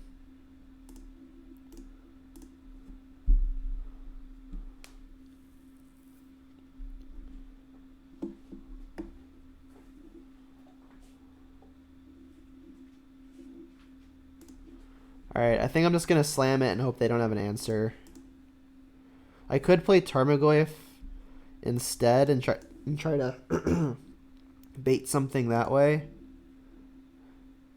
But there are fewer answers to Bitter Blossom because like Path to Exile doesn't hit it, for example. So Bitter Blossom is definitely the more adverse threat.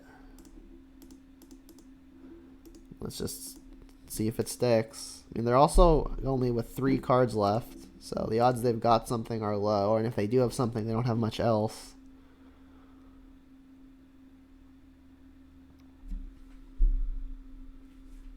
I guess like Celestial Purge is something they could do.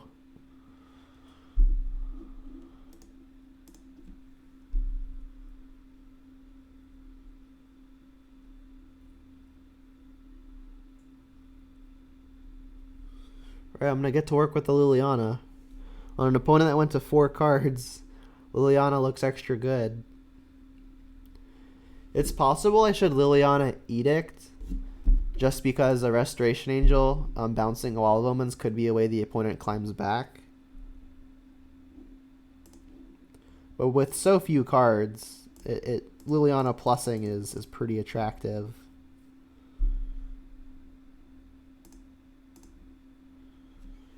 I should probably just ditch the extra Liliana. I mean, both might not be good for much other than like killing a Teferi, which is good. I definitely think it's between Bolt and Liliana. I could even see it being the Pyromancer. I don't have double red yet, and it's likely going to be the last thing I cast anyway. Yeah, I think Bolt might actually just be good. I'm gonna ditch the Pyromancer. I think it's weird to think that, but I think second Liliana is really important, assuming they can answer the first one.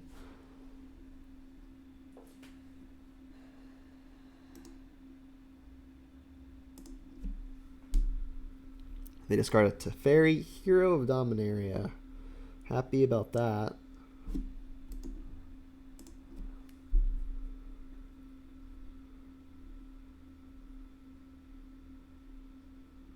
Thanks, yep. Makes my edicts a little bit more awkward.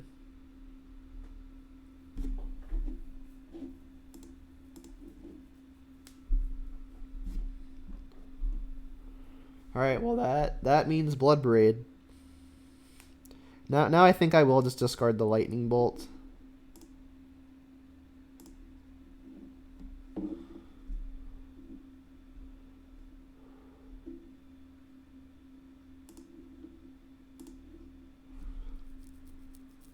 Yeah, I still think I want to keep this Liliana.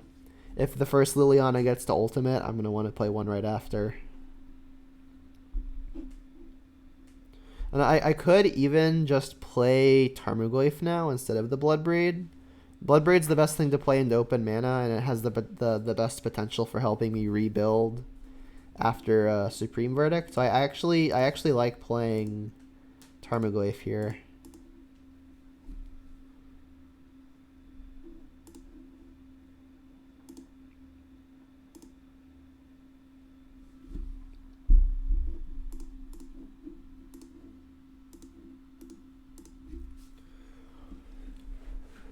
And then unless I draw something ridiculous, I'm just going to discard whatever I draw to this Liliana.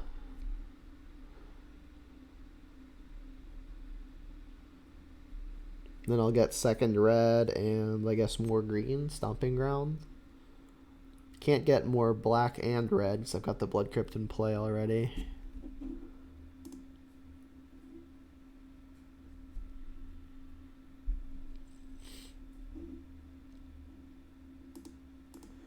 So the nightmare scenario now is Restoration Angel.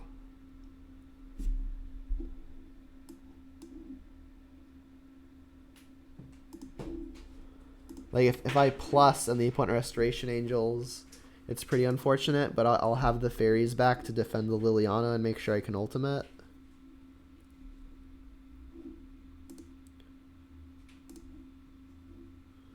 Alright, let's see if they respond.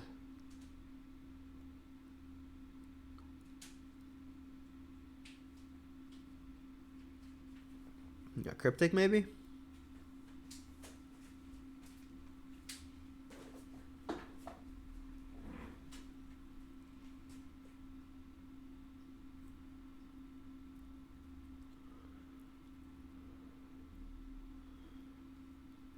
Return a permanent, tap all creatures.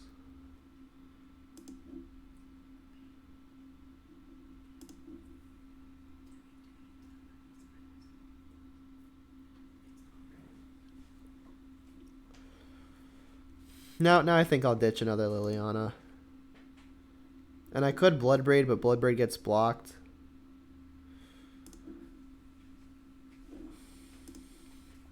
I'm just really scared of Supreme Verdict now. Supreme Verdict is the way the opponent climbs back. I mean, I've got the Bitter Blossom in play.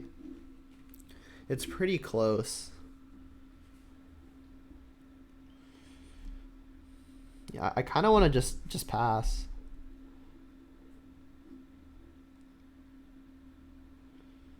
That's probably too conservative. If they Verdict, it's unfortunate, but I think I can still bounce back. Let's play an Ooze. This takes off Mystic Sanctuary as a good draw, which is something the opponent could have and be good. I think I still want to have the Bloodbraid for the rebuild, so between the two, I like playing the Ooze here.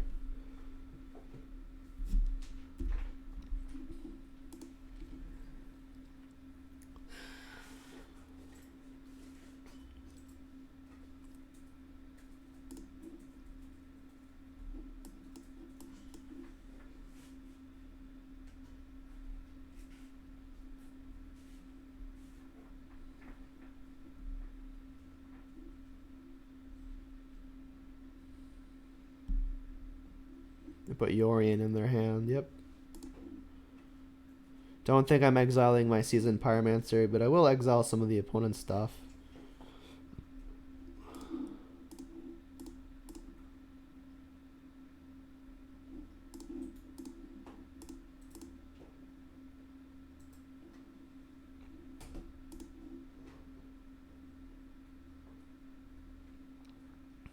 Ooh, Huntmaster.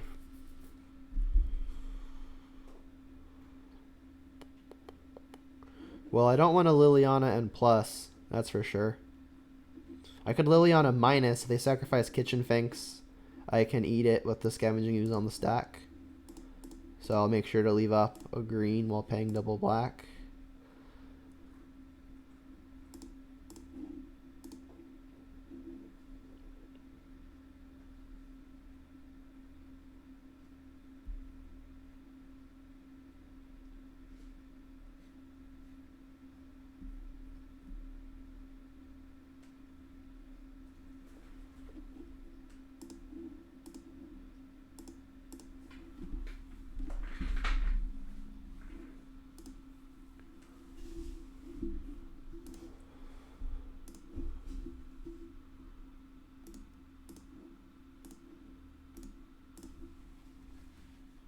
think we're going to be on the board soon.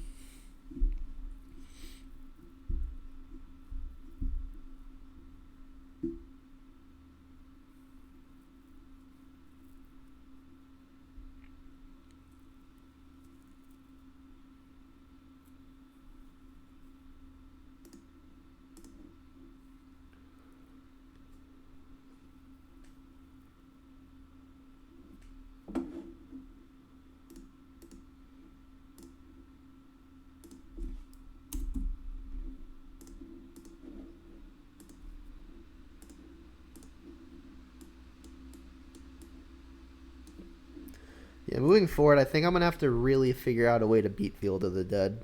There's just no good way to do it, which is the issue. Like if you answer it after the fact with the wildfire, they've already gotten some zombies off of it. Maybe the way to deal with Field of the Dead isn't dealing with the card Field of the Dead, but a way to get rid of the zombies in total. I know Virulent Plague gives all tokens -2/-2, and that's the way to get rid of the zombies.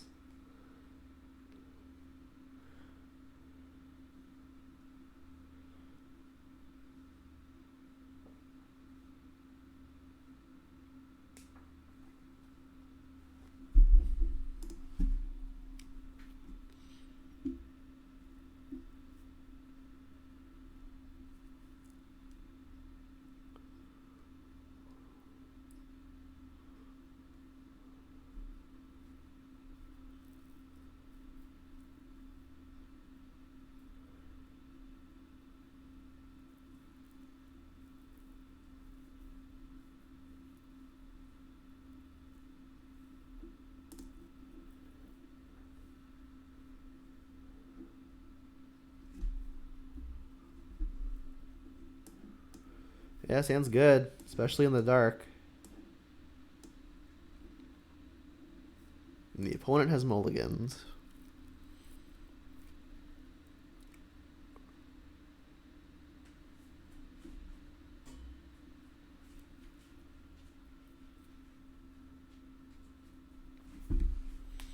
Yeah, I've used Alpine Moon to some good effect in the past. So I mean it could be worth bringing back. But yeah, it does just get bounced. And then whatever zombies they have, they get to keep. So this looks like the Boros prison deck. I think I'm going to have to take their Planeswalkers and their Seasoned Pyromancer here. I could take Wall here, and then I could next turn double Hand Disruption. But I think I want to be able to deploy my Tarmogoyf next turn, which means that I need to take one of the 3-mana plays now.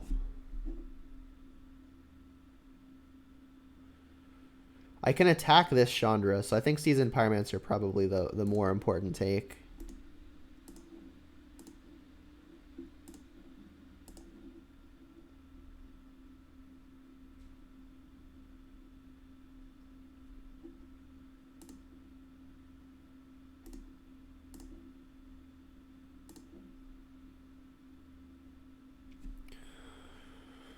Alright, well I guess I'm going to Inquisition again, take the Chandra now. But I did mention I could attack it.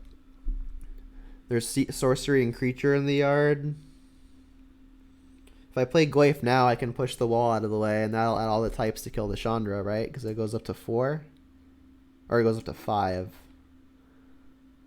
So adding land will be 5, so that'll be a way to get rid of it. So I'm going to play Tarmogoyf here. And then I could even sandbag the Bloodstained Mire, so the opponent scoping out that play is less obvious. Although, no, yeah, Bolt doesn't kill Tarmogoyf as is because there's no instant. So I'm okay to just shock here and play the Goyf.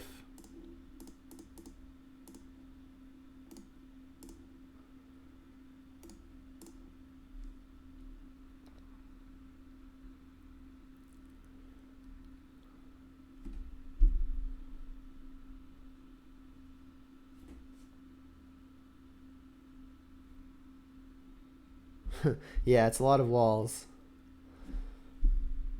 play wall and pass. I guess the plan is... Well, they can't even bolt Chandra bolt next turn, so I'm not sure what's happening. I could Liliana plus, but then they could Chandra attack Liliana and bolt Liliana, but that seems fine with me. It's probably best to just fire off the Inquisitions and the Thoughtseizes and have the Liliana for the last few cards. Yeah, let's lead on Inquisition and see what's up.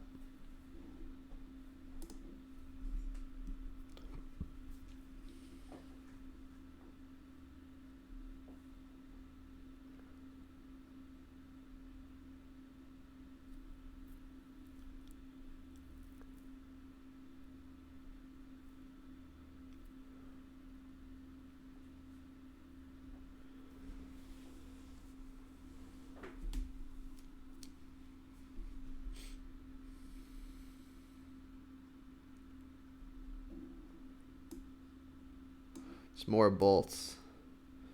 I think I'm okay if they are double bolting a Tarmogoyf. I mean, Chandra is going to be able to flashback a bolt anyway. I think what I'm going to do is I'm going to take a bolt and then Thoughtseize them.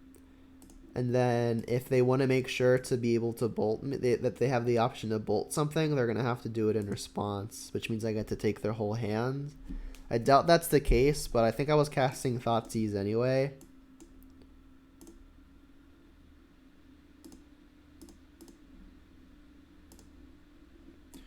Goyf is plenty big now. Can even sacrifice this land to make it one more. That has push getting put down, but that's probably a-okay. Let's get Stomping Ground. Probably worth the extra damage. They could still bolt this thing twice, but they would have to draw the third one.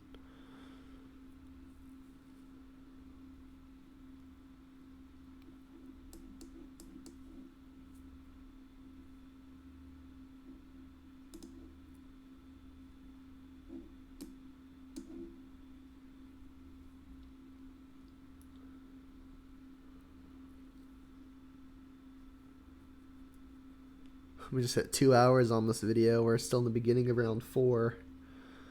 Boom. Sure.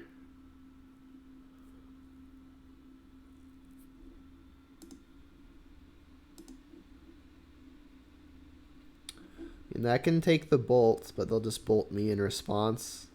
I mean, if I Liliana plus, they'll also just bolt in response. I've already got a dead card, so I should probably just Liliana plus.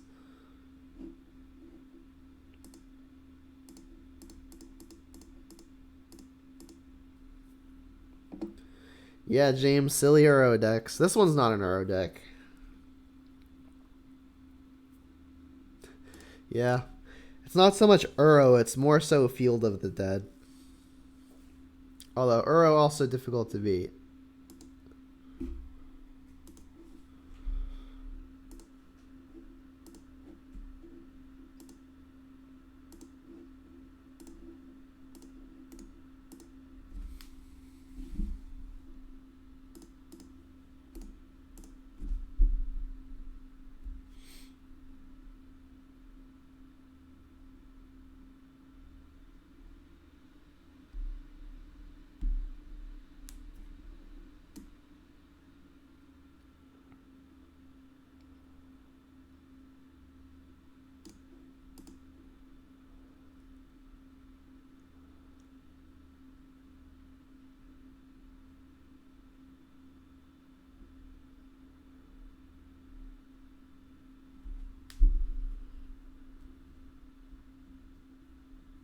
I wonder if this opponent's deck plays Golos.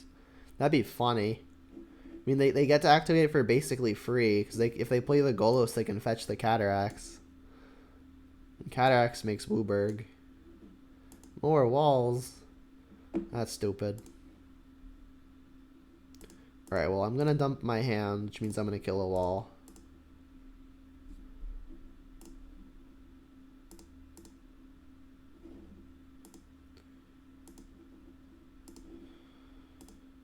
Opponent's got 2 seasoned Pyromancers that they get to start flashing back.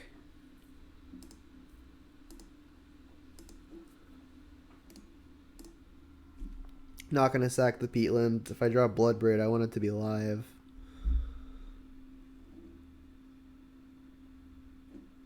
Alright, well I didn't, so I guess now a crack. That does nothing.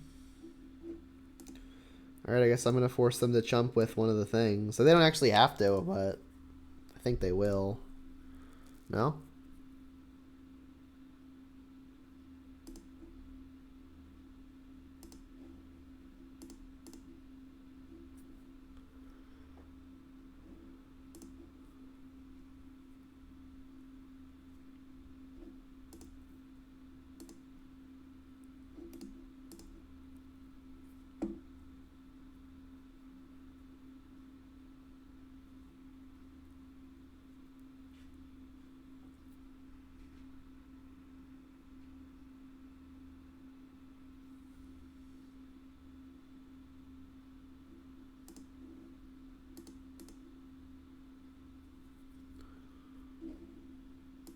Alright, I'm going to keep attacking.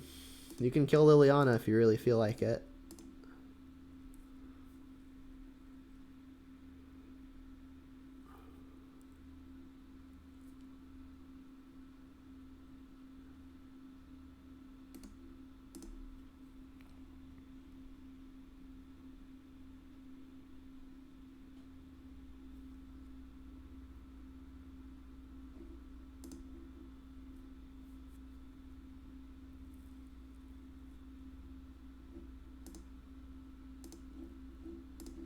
Interesting the opponent just didn't sacrifice the canyon right away.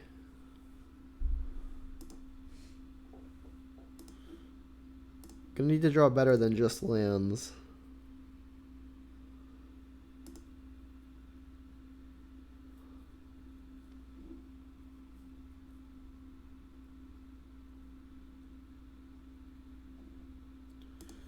Yikes. There goes Tarmogoyf.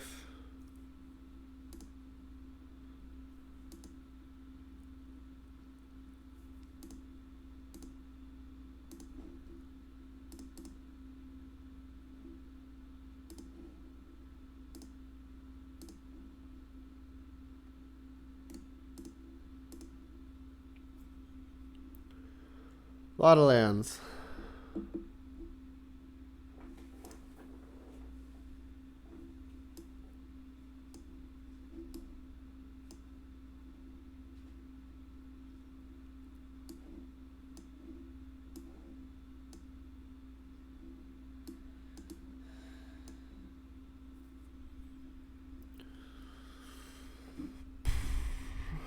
Don't think this is a terminate matchup. Don't think this is much of a fatal push matchup either. Removal is probably really, really bad here.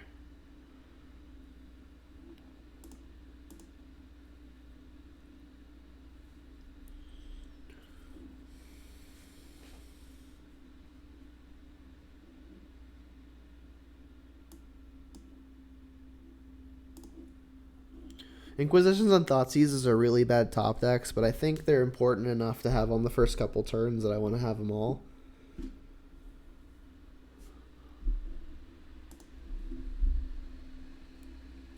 Yeah. Red and 6 is probably one of the better cards we could have access to. And our top end here is really great.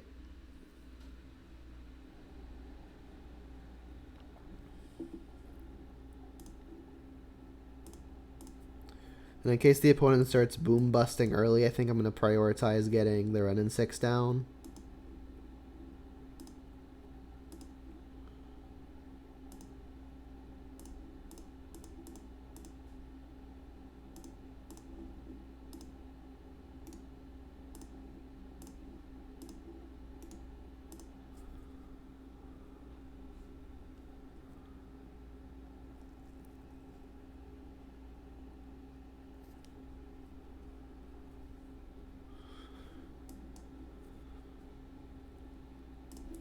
Alright, I'm going to continue playing Verdant because I want to continue getting value.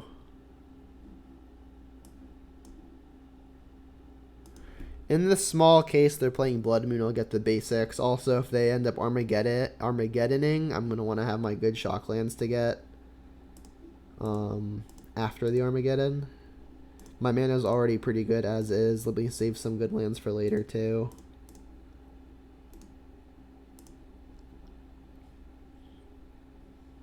If the opponent tries to bolt my Tarmogoyf, I'm kind of out of luck, but it is what it is.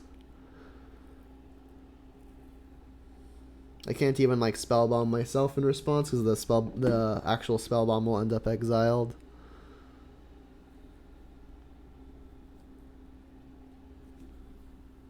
I don't think it's a Blood Moon deck. But I mean, getting Forest here is really free, so on the off chance they are, might as well, right?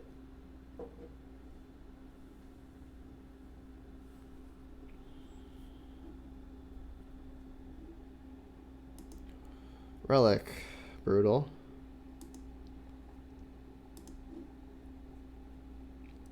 That's a good one. Should probably just get that down now. Playing Bloodbraid is pretty enticing because I get to get some pressure down immediately. If I fetch with the Verdant, they're going to exile it with the Relic. So maybe I should just play the Blood Crypt here. I can go like Goyf and Bitter Blossom. I mean, I guess I'm attacking first because maybe they pop the Relic for some reason. But I mean, they probably don't on account of me having Verdant that they know about. Alright, so yes.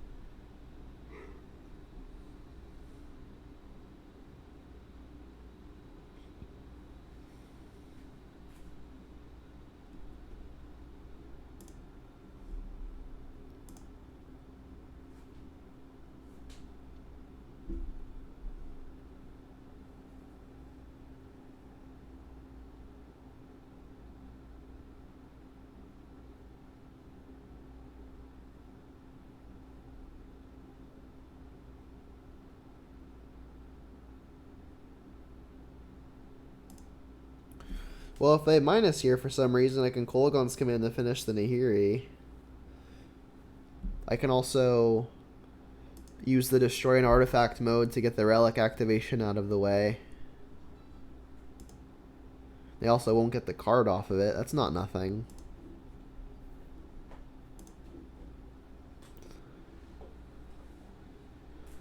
I think I will. I really want the Relic to be gone to make my Goyf power up again.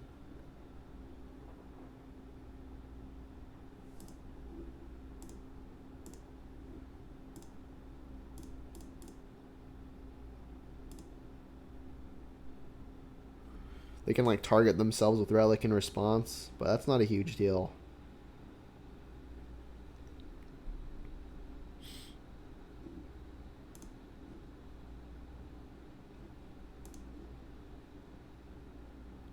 So actually even sacrificing this fetch land means that Tarmogoyf gets to attack. So I guess a misstep here is I should have attacked first with just like a 1-power creature, because the opponent almost definitely would have blocked with wall, and then I could have surprised them with it being 4-power.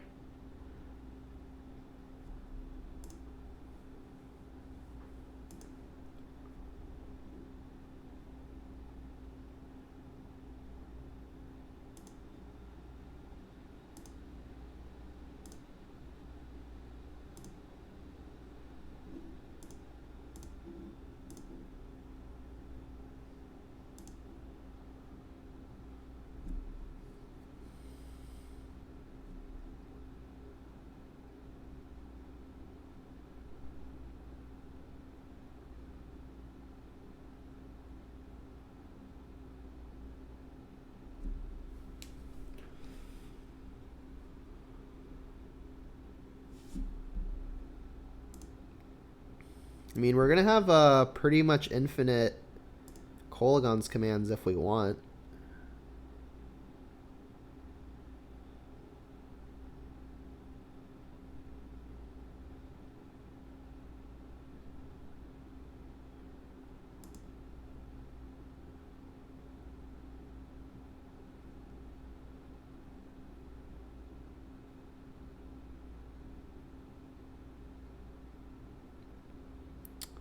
Guess not.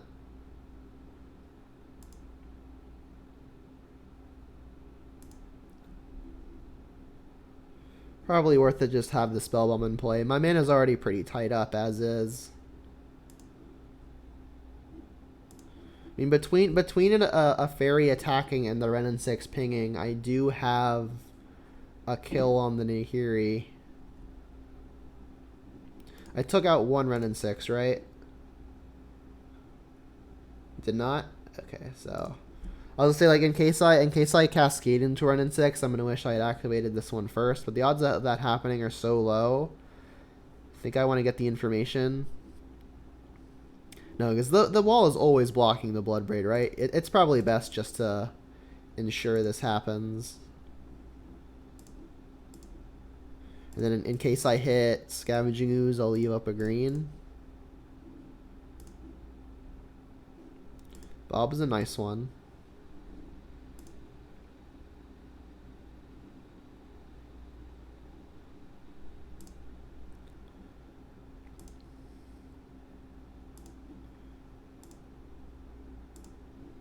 Losing a lot of life between the Bitter Blossom and the Bob, but I'm at 13. That's pretty safe right now.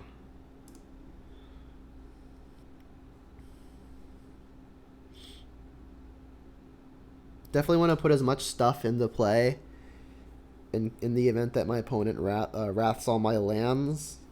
They could wrath all my creatures, but I mean, the Bob was literally free.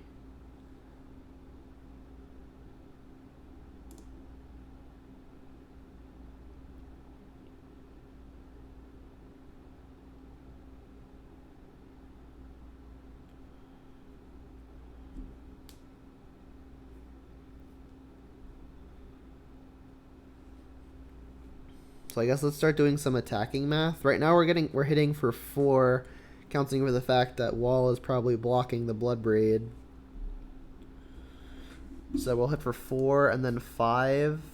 I'm trying to figure out if I want to start going at the opponent with Ren and 6. In the event that I don't, let me start sacking this to have something to buy something valuable to buy back.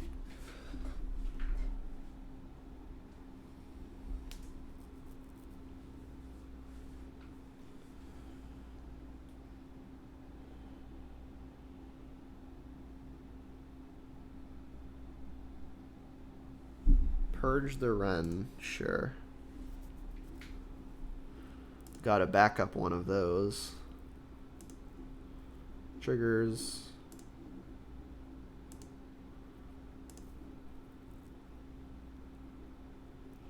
Well, we drew those in the right order.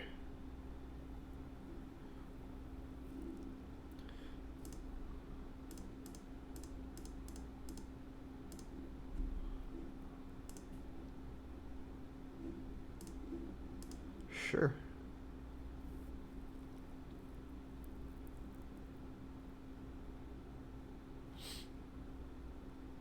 This might draw a concession. Purge that. Well, the opponent really wants me to kill myself with all my own permanents here, huh? Just have lands? Jeez.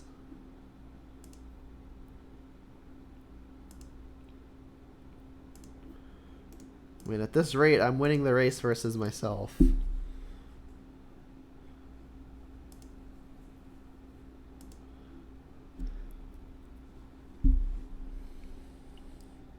Do I still have the basic mountain in the deck? I do. I think what I'm going to do here is in the event the opponent draws a Wrath of God, I should probably just get the Ren and 6 down to diversify threats. The Ren and 6 can kill the Wall of Omens since it blocked the Bloodbraid Elf. Because like if they Wrath of God, I'm gonna want a creature to put into play afterwards. Right now I need to dodge like Seasoned Pyromancer. Relic is good too. Makes my Glyph look a lot weaker.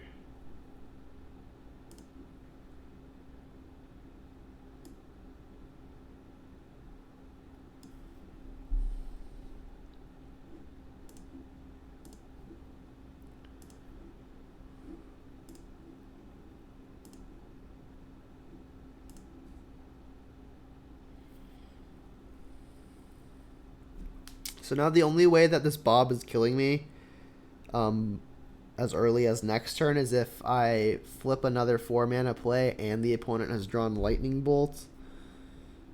And I'm still just going to attack all.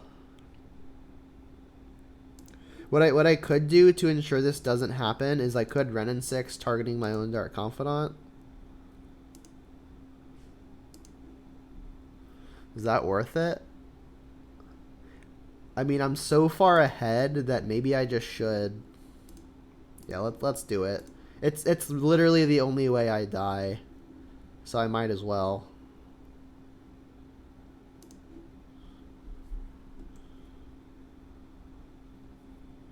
Because like if they Wrath, I easily rebuild.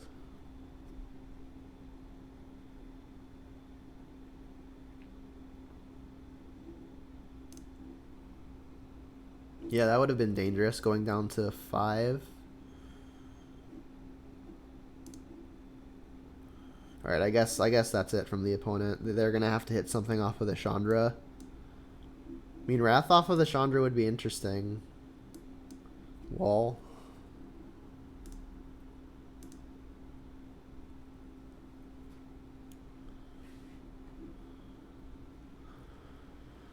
Whew.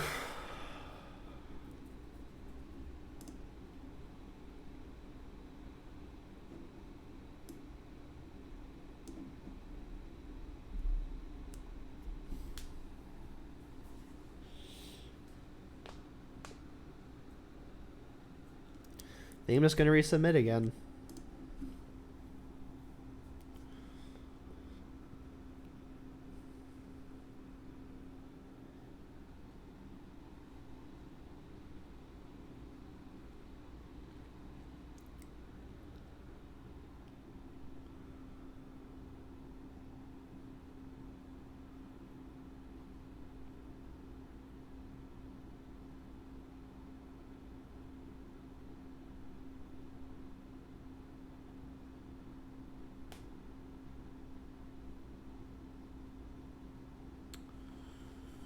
This hand's a bit slow. If they've got any removal spell, we have a huge tempo disadvantage. They kept, right? Yeah, they kept the 7. I mean, it's really hard to mulligan, but I think I'm gonna have to. This is better.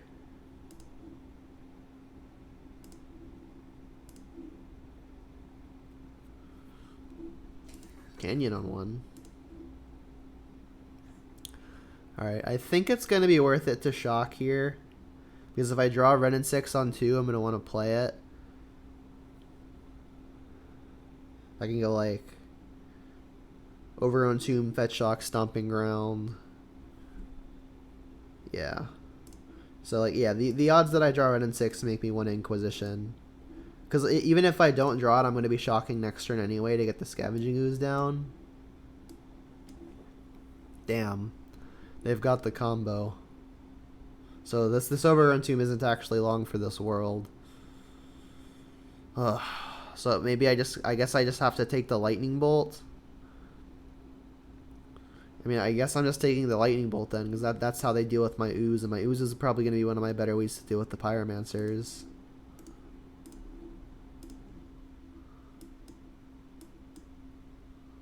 So yeah, the opponent gets to play the Cascading Cataracts and then bust, targeting their Cataracts in my Overgrown Tomb.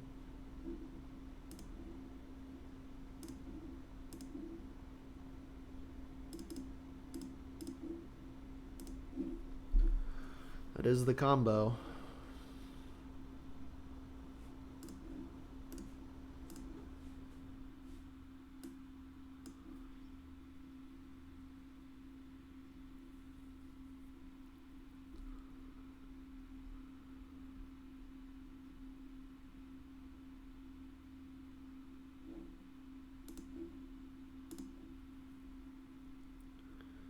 So definitely have to get green here for the ooze. Let's make it stomping ground.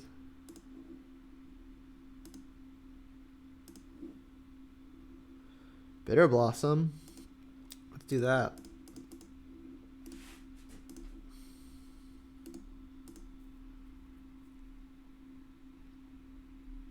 The sooner that gets down, the happier I am.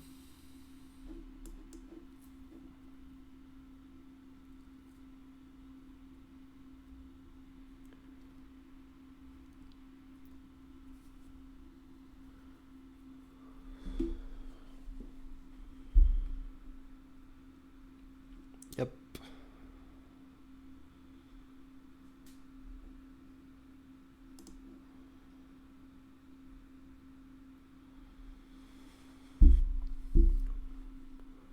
Well, I can Kolagon's command right now to ensure they don't get the card off of the relic. If they discard a Seasoned Pyromancer, maybe I can snipe it with the ooze.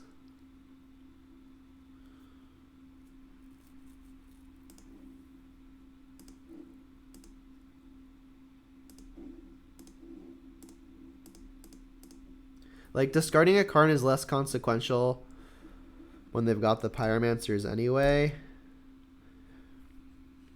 But this at least means that if they want to play a Pyromancer, they have to forego the rest of the hand.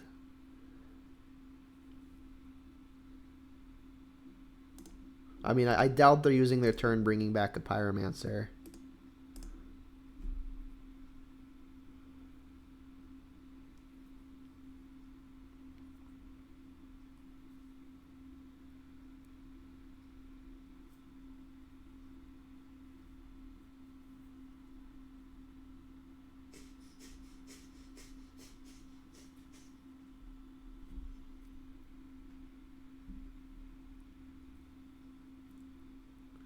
Alright, so this ooze is going to snipe Pyromancer number 1. Unless they're killing my stomping ground.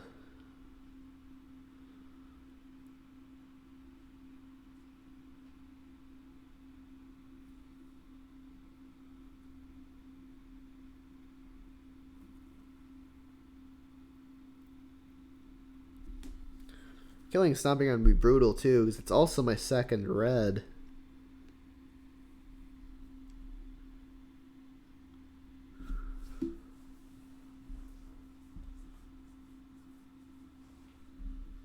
Killed that one. I guess I'll get more green. I've got the ooze. Oh, should have gotten the red. What am I doing?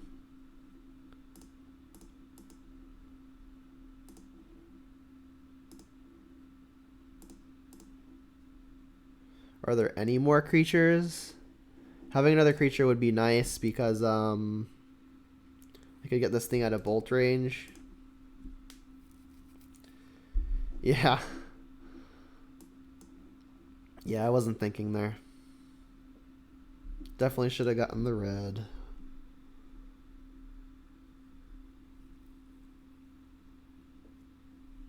I mean, sacking a canyon is a good sign.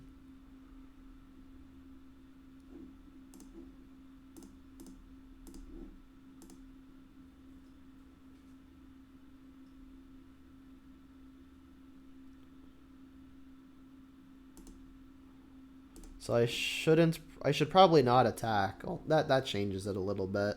This thing is like if they have Nahiri, it's pretty bad for me. Bloodbraid's a nice draw after the mini punt. Running 6 a nice hit. That makes their attack their block with the wall no longer free.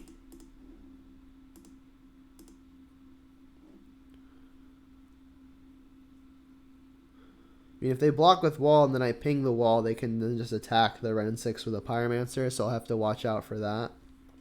Like, if they block with the wall, maybe I just don't even minus. I'll just get my Blood Crypt back so I have red. Yeah, let me just make sure I've got the red.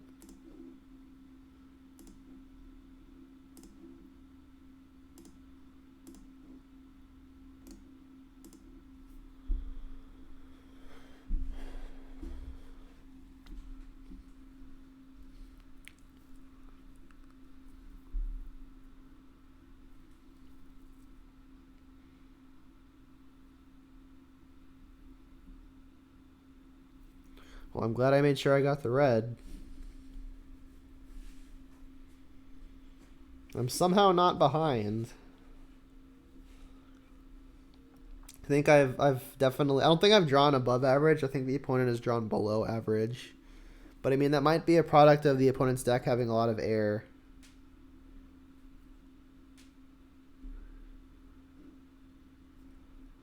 Liliana's a good one. Should probably just lead on an attack.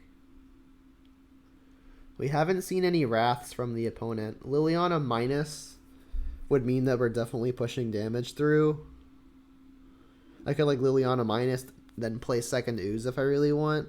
This Ooze is unlikely to actually get to eat another creature because of the relic. Yeah, I think I'm going to make sure that the damage gets through. I'll be happy if the Seasoned Pyromancer gets to be the last thing that I play. I'll leave up double green anyway. If I try to eat something, the opponent activates Relic, I can try to eat it again.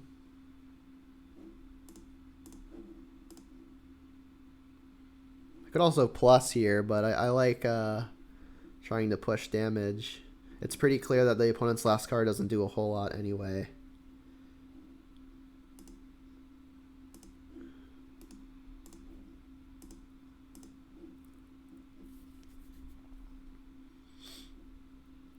Should I try to get in the extra damage here? I could just play another bear. It makes me weaker to a wrath. I think I'm gonna play another creature and just hope they don't have wrath. If they get like Nahiri or something, it looks better to play more creatures, and we know for sure they're playing multiple Nahiris. So I think I'm gonna lean towards playing another Ooze. Just not eat stuff.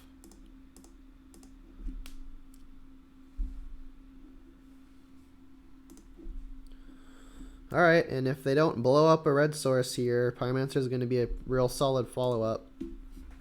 Expect the wall to leave. Yep. So if I can dodge something ridiculous here, I like the spot that I'm in.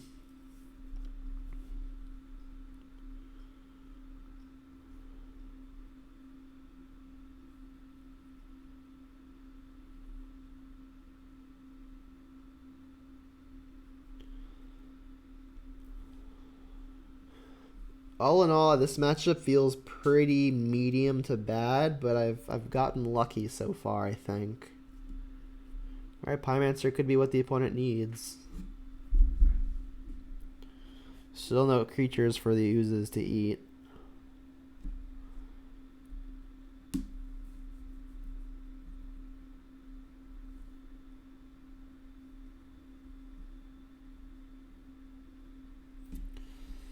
Land not great, but it's something I can play to help empty my hand.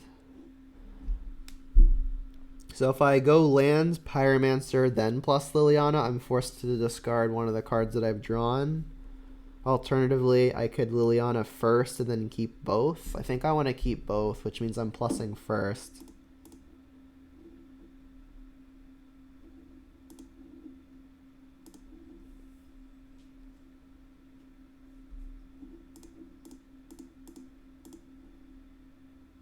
Keep the green for the Oozes.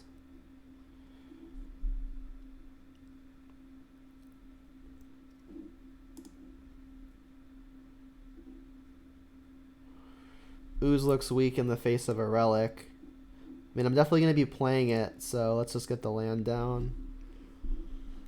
If they boom bust, I'll be sad, but I'm ahead on board. I think I should just attack with these two. If I attack with this Scavenging Ooze, they could just double block, which does not seem good for me.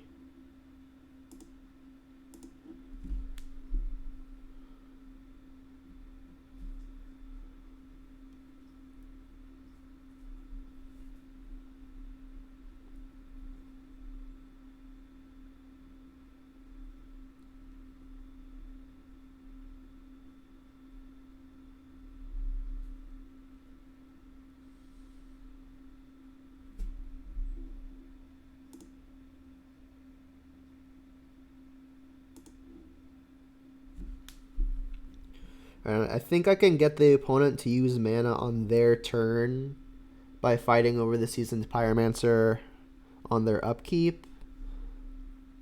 They've got 5 sources in play though, so yeah, I can't do that. So because if I went to eat it, they would just activate it, and that's even worse. So let's go for it now. They'll activate Relic.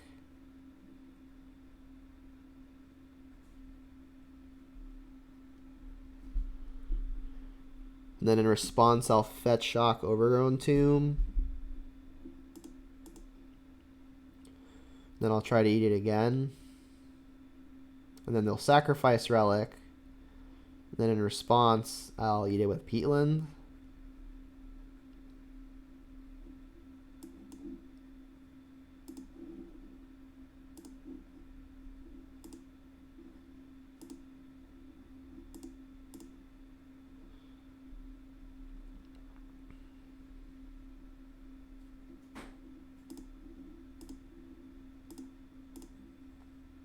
This doesn't actually gain me a life, but it does get me a counter.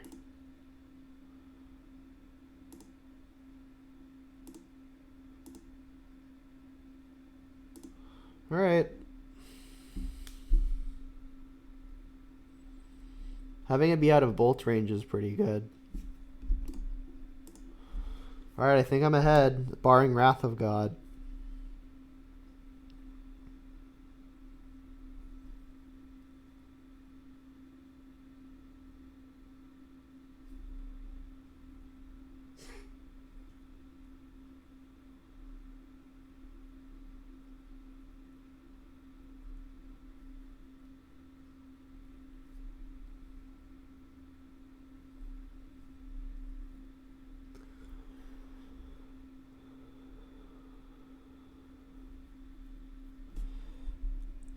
Alright, I can Liliana Edict.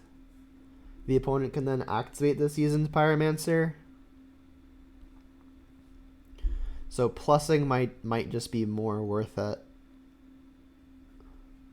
Although they would get to trade. Yeah, I'm just going to go for the Edict.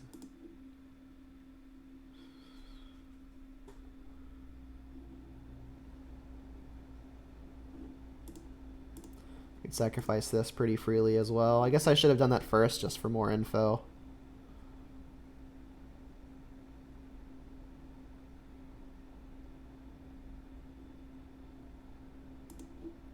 Yeah, that was happening no matter what. Pyromancer's good.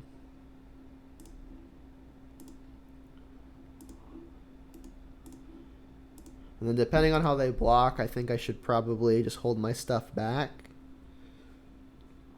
Still wanting to play around the Wrath of God. I mean, they can't let through Ooze and Bloodbraid. They could block just one of the two and survive. Alright, so yeah, I think I should just untap here. Like if they Nahiri kill this, I still have them dead on board. But if they have a Wrath of God, I'm gonna want to go creature. I'll say go. Like, if they have Nahiri and Bolt, then it's unfortunate.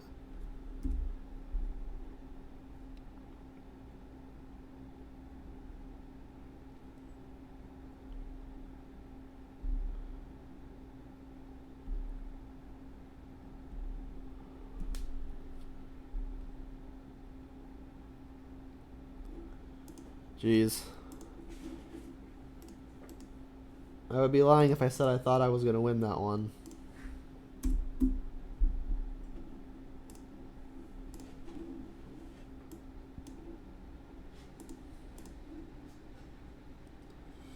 This is going to be my longest league to date.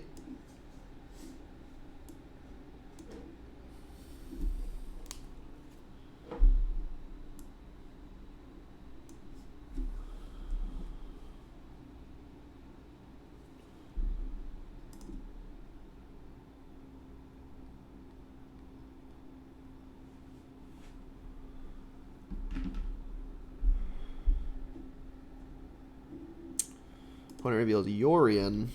Bolt go. Not with this hand. This is better. I think I'm gonna bottom Overgrown Tomb. I get to go Thoughtseize into Renin 6, and Renin 6 should give me as many lands as I want. If Ren and 6 gets countered, which isn't impossible, I'm going to wish I'd kept third land. So Thoughtseize makes me more confident bottoming another one. Vile. Interesting.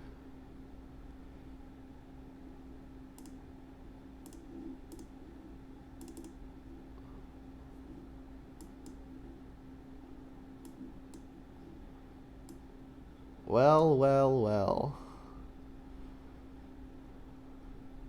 I mean, I don't care so much about second Vile. Witching Wells are annoying. Springleaf Drum is their only, like, I guess, fast mana. So, I mean, like, Drum is the only thing that is kind of unique. That's even kind of a lie. Vile is also kind of, like, fast mana. Witching Well converts to a draw 2 later, so I'll take a well. Weird hand.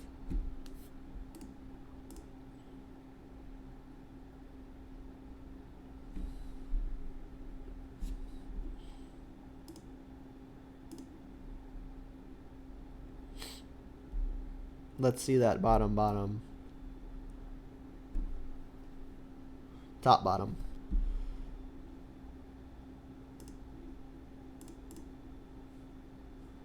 Don't think the opponent is a Path to Exile deck. I'll conserve some life while it's still relatively free.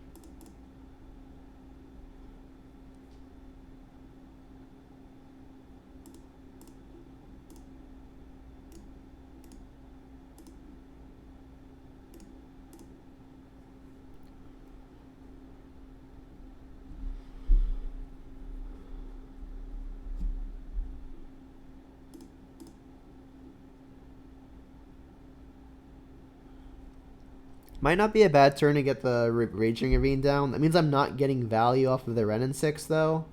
My mana is already going to be pretty tied up and not activating Ravine, so I think I like just continuing getting value off the Ren and 6 here. And I'll make this an Overgrown Tomb.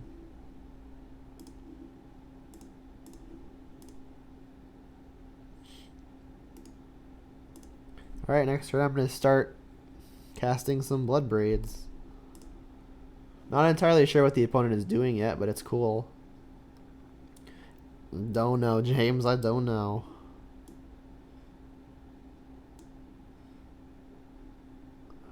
Emery? This looks like an Emery deck. Oh, it's Uro. Of course. Of course. Should have suspected.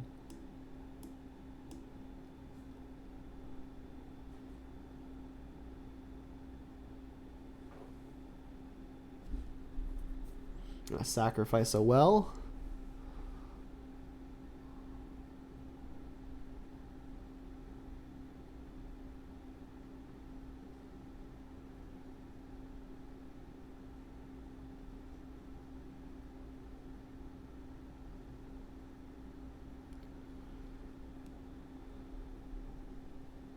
Opponent is one card off of being able to escape this Uro.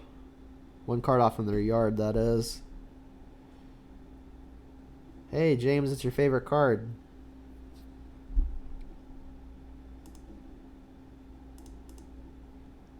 Alright, I guess best case here would be...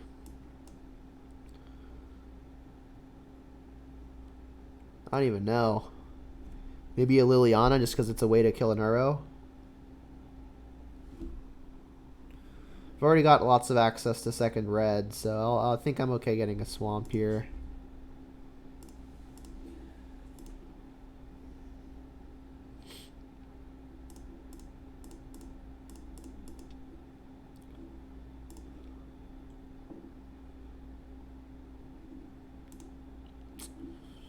Real their worst case.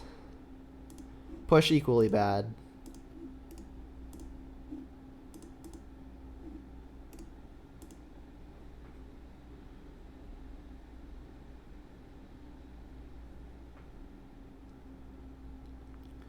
Can you put a card in your yard? The opponent doesn't actually have the mana requirement. It's Violin and Omnath? Yeah, I guess. Alright, well now they've got the mana requirement. They just need the card in the yard. There it is.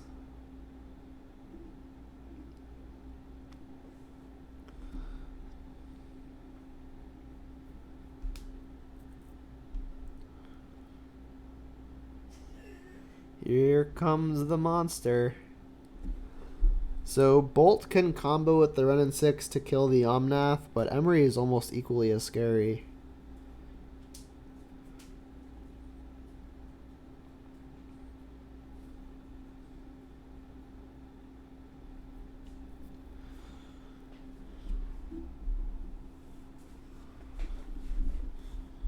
More lands, disgusting.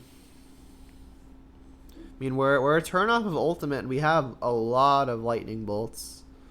Not a lot of red though. I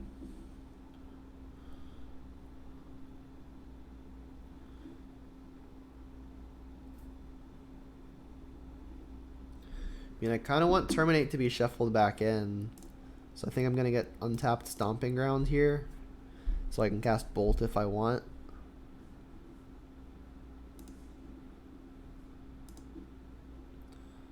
Then I'll leave up the Stomping Ground in case I hit the Ooze. I could hit another Renin 6 off the top, but even if I do, I'm not casting it.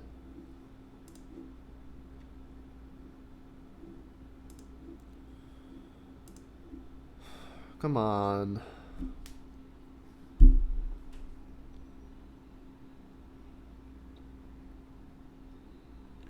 mean, if I block ultimate Renin 6, I'm still not sure how I'm winning that game, but it might be my only way to get there.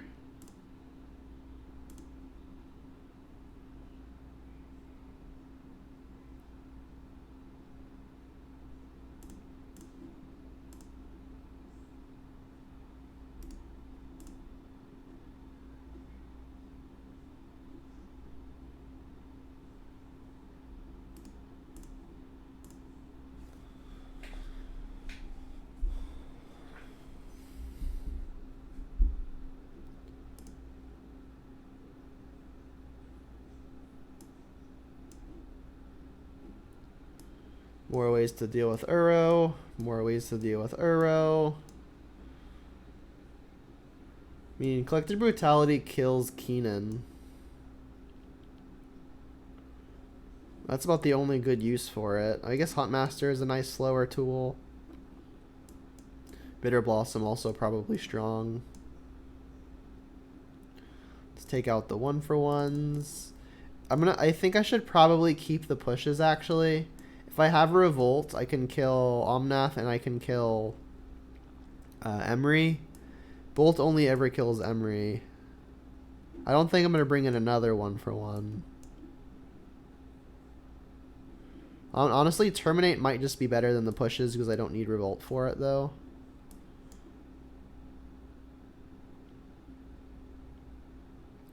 Liliana seems really, really bad.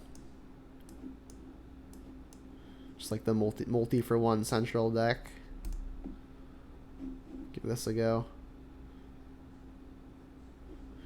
Maybe I should play one just as an out to an Uro, like a resolved Uro. Take out like one Renin 6.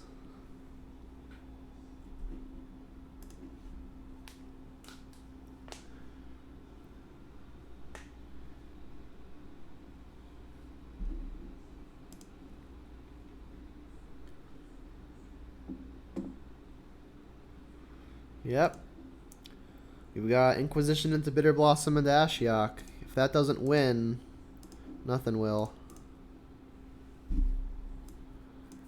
We've got the Veil and 2 Keenans and a Skyclave. Well, I really don't want their Skyclave killing my Bitter Blossom or my Ashiok, and then leaving them with 1 Keenan means the second one is already kind of dead. I'll take Skyclave.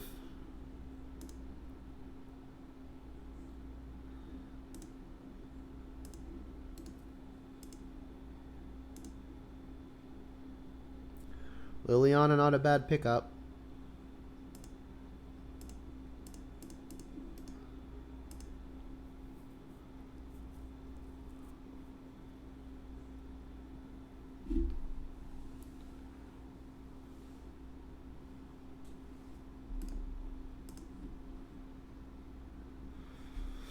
Scalding Tarn I did not know about.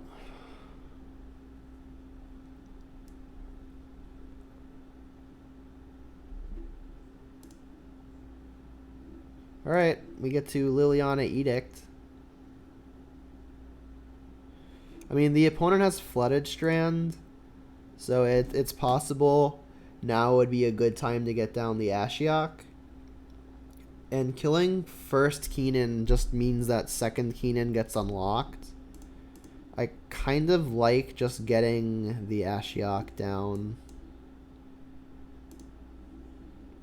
If they've got Force of Negation, then they've got Force of Negation. I don't know what else to say. They don't. Alright.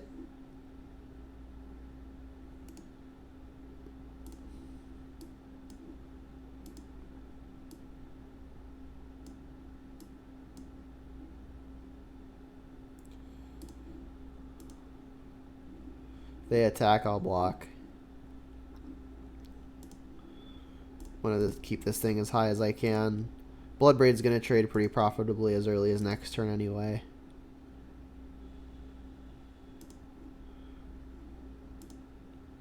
If I want to rely on this Bitter Blossom just blocking again, I could get down the Liliana and start plussing. And then next turn I can Edict before anything else to try to get this Veil of Summer to be not a card. Or they won't cantrip off of it at least.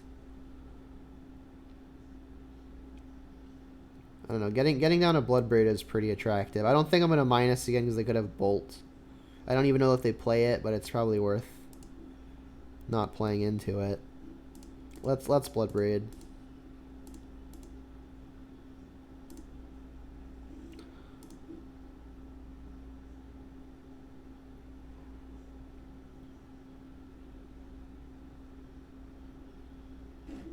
Dark Confidant is really good.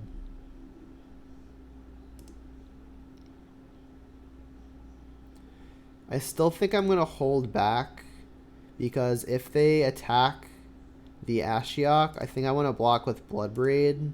I definitely want this Dark Confidant to stay alive.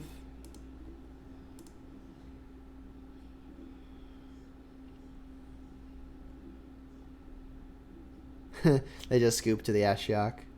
Alright. Yeah, I mean, these three cards are all good against them.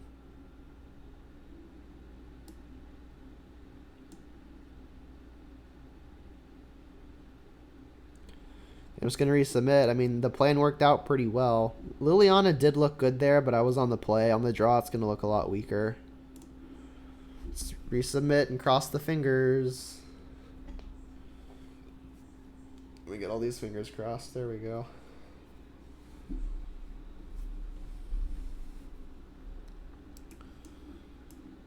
And we've got turn 2 Bitter Blossom again. The opponent has mulliganed. To keep. I mean, I'm not really... Like, Bitter Blossom is probably the best 2-mana play that I have access to. The only way this hand really gets better is 1-mana Hand Disruption. I don't think I want to risk going down to a non-functional hand just so I can find the Hand Disruption spell. Vile, yep. More Bitter Blossoms. Alright, I'll get the fetch out of the way.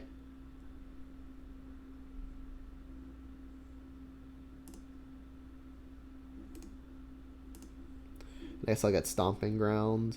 I mean, I've got a lot of black spells. I could get Overgrown Tomb. I'm not going to get Blood Crypt. That seems bad. Got the Kinnan, maybe? Well, okay. I don't want to see Emery. I could very easily fall behind to an Emery.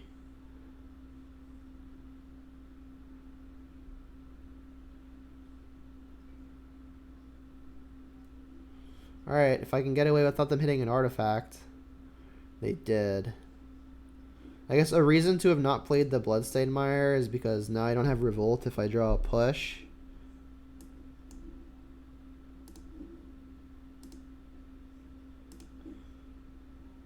True Inquisition, that's a turn late.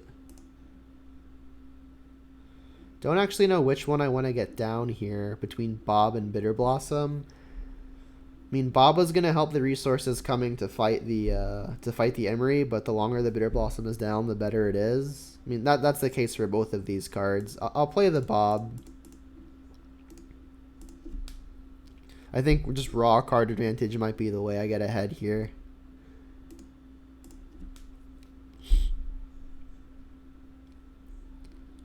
And then, like, next turn, if I really want, I can Inquisition and play Bitter Blossom. Kinnan. Yep, so they've got 3 mana now because Springleaf Drum taps for 2.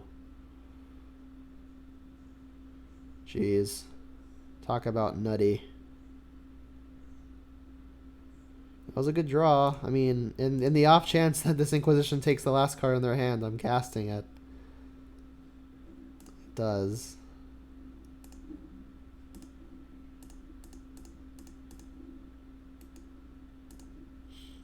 I mean, they're on empty, kind of. Their board is as impressive as they need it to be. This costs 7.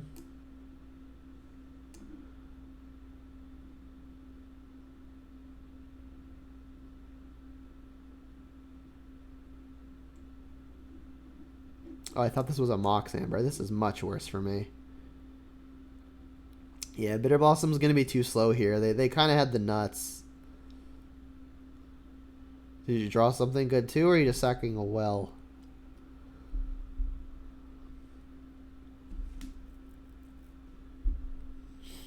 And this Huntmaster is almost never flipping on account of Emery supplying them with cards.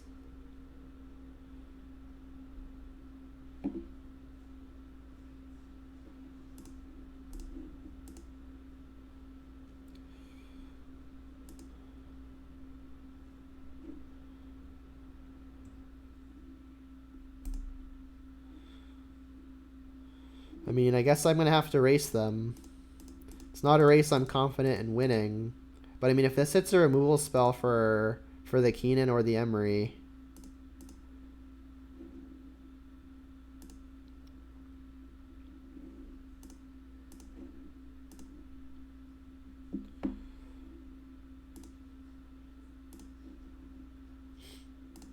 The second they play an Uro, I'm never ever winning this race ever again.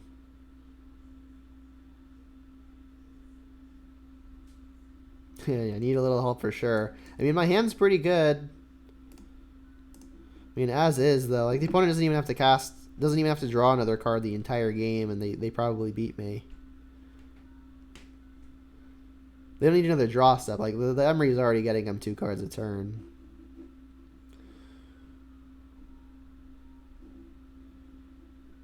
You want my Ren and 6 dead that badly? I think I'm just going to let that happen.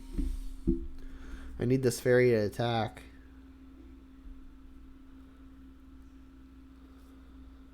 Urza. Omnath. Omnath is really good too. Lands gain 4. Alright, races are mute. Or moot, I mean.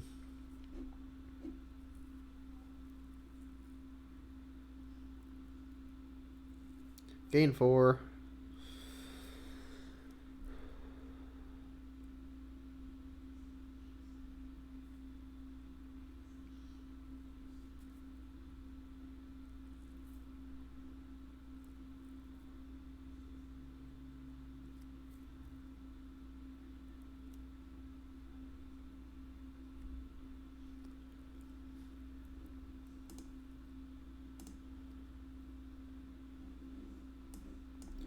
That one's a little low, a little late. I mean,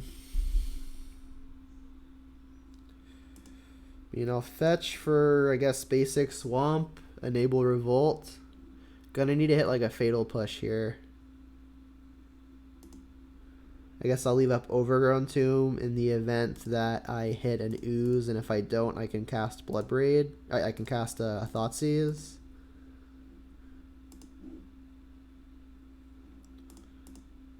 Not exactly. I mean, attacking both just really doesn't achieve anything.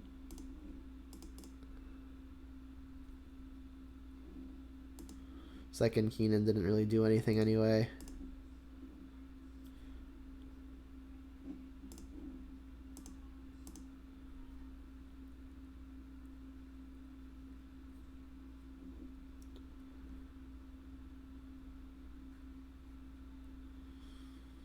Maybe I should have just not thought seized. I should have just like spell bombed the opponent so they couldn't recast Bauble, and I really want to get the card off of this. Yeah.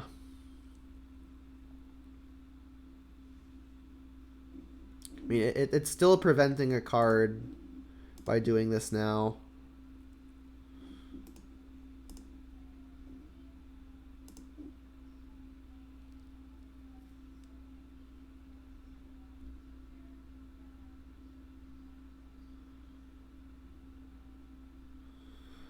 Disgusting. Needed a brick. I mean, they don't necessarily have a good attack. They can attack their Kinnan though, right? If they want. They have 1, 2, 3, 4, 5, 6, 7, 8 mana. Yeah, they could Coco for stuff. Put a non-human. Seems bad.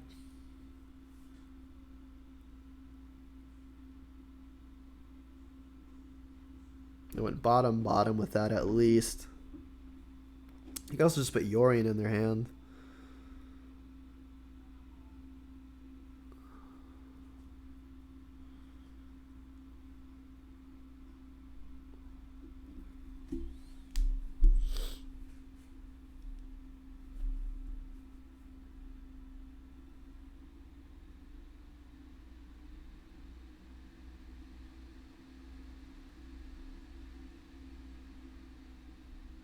Sacking well? That was the last thing I expected.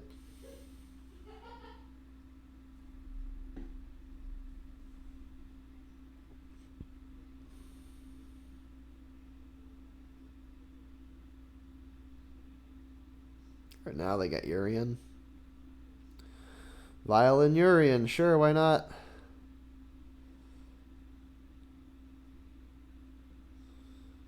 All the things.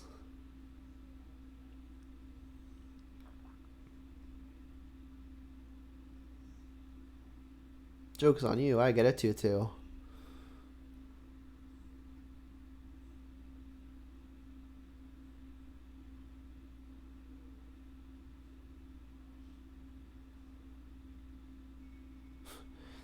They even hit an Uro. We hit a Blood Braid. Alright, if this doesn't hit something really ridiculous, I'm just going to scoop it up. Let's see how dead we are.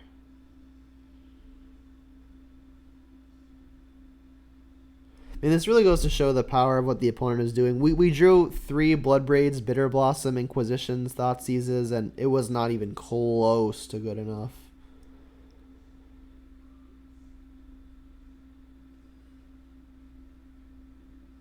Like, we drew the nuts versus this opponent, and it's not even close.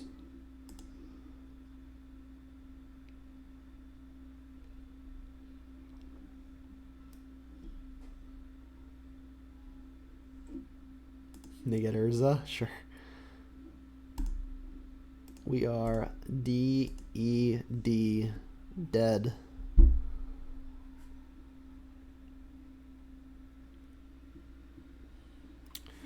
Alright, let's do a quick deck tech. Alright, so Brutal Honesty, that felt terrible. We played against 3 Uro decks, at least 2 of which were playing Field of the Dead. We did not beat any of them, I don't think. We beat the Red-White Prison deck, which I think was all luck. And we beat one other thing, which I can't remember off the top of my head. And would not be surprised if that was luck too, because this deck just did not feel good. We have it tuned to have a stronger late game, forfeiting some of our early game, but even those changes didn't feel like nearly enough. The Blood Braids were probably the best card that we cast today, but even they got completely outclassed by the Uro and Field of the Dead decks. The Field of the Dead is just completely impossible to beat. obviously exaggeration, but almost not. The run and sixes really aren't killing a whole lot right now, so I think they're weaker than they may have been in recent times. Dark Confidant, I think, might be stronger than it is in recent times, but because like there's not really a whole lot of removal happening right now. There's just lots of creatures that snowball, and Dark Confidant is just another creature that snowballs, and you gotta fight snowballs with snowballs sometimes. The oozes were good. The Tarmogoyfs were fine. The Tarmogoyfs were as good as they could be fighting against the opponent's multi-for-ones. The only real reason that they're still even close to playable right now, I think, is they're pretty beefy and they can apply significant pressure to hopefully make it so that the opponent doesn't snowball over a long period of time. Hopefully you can get him nice and low before that happens. But the Inquisitions and Thoughtseizes also feel really, really bad right now, just because against the mid-range decks they're never better than like a C, just because maybe you can take their top end before they get there, but even when they do, they draw so much better. Like Jund used to be one of the decks that were like you attrition the opponent and then you can almost guarantee that you draw better than, like, your average draw is better than the opponent's average draw. But versus Uro and Field of the Dead, that is just not the case. Like, the brutal honesty is that Jund is no longer the deck that draws the best in the late game. So I mean, if the meta ever shifts back towards aggro and combo, I think Jund gets a lot better. But as is, I really don't think if you were to take Jund to, I really don't think if you were seriously considering competing in a competitive event, I don't think this is what I would be taking. Yeah, I agree with what James and Chaos are saying. The Jund is just not what it used to be. And I think this league really showcased it, where we played against, I think, we played 4 out of 5 mid-range decks and the prison deck. And against the 4 out of 5 mid-range decks, I was just praying every single second that my opponent didn't cast in a row or didn't play a Field of the Dead, or have any of their numerous ways to find a Field of the Dead and put it immediately into play. It's just, we don't have a way to outvalue the better mid-range decks right now. So I think in a world where the meta does slow down and or become more combo-y, we can then leverage our more powerful tools like Inquisition and Thoughtseize that the Omnath decks don't necessarily have access to. Given it's the one color they can't play, unless they want to go 5 color. But until that happens, I would not take this deck to any serious event. That said, Jund is still really fun to play, so if you're aiming to have fun, Jund's a good choice. But again, if your goal is anything but to have some fun and make some sweet plays, this isn't it. Not right now. But yeah, the sideboard was fine. Like, a lot of the times we had the nuts, like especially in that very last game, like I said, like we had the stone cold nuts pretty much, and it just wasn't close to good enough. So I mean, I guess if I were to try to make this deck more tuned to compete, like actually compete, I would hardcore try more ways to defeat Field of the Dead and Uro. I think I would completely slant my sideboard to making sure Field of the Dead is a non-factor. Like, I think I'd have to come in with Alpine Moons, maybe Virulent Plague, just to make sure that the zombies aren't a factor. It was worth it, but those answers are super narrow. But I mean, if the super narrow threat is going to be the majority of what I'm worried about, then that might even just be worth it. But I mean, things to think about going forward. This recording has been super, super long. We're the longest recording to date. We're at 3 hours and 8 minutes right now. Again, I mean, we just played 5 mid-range piles, so it's bound to go long. But before this video gets much longer, I'm going to go ahead and stop it here.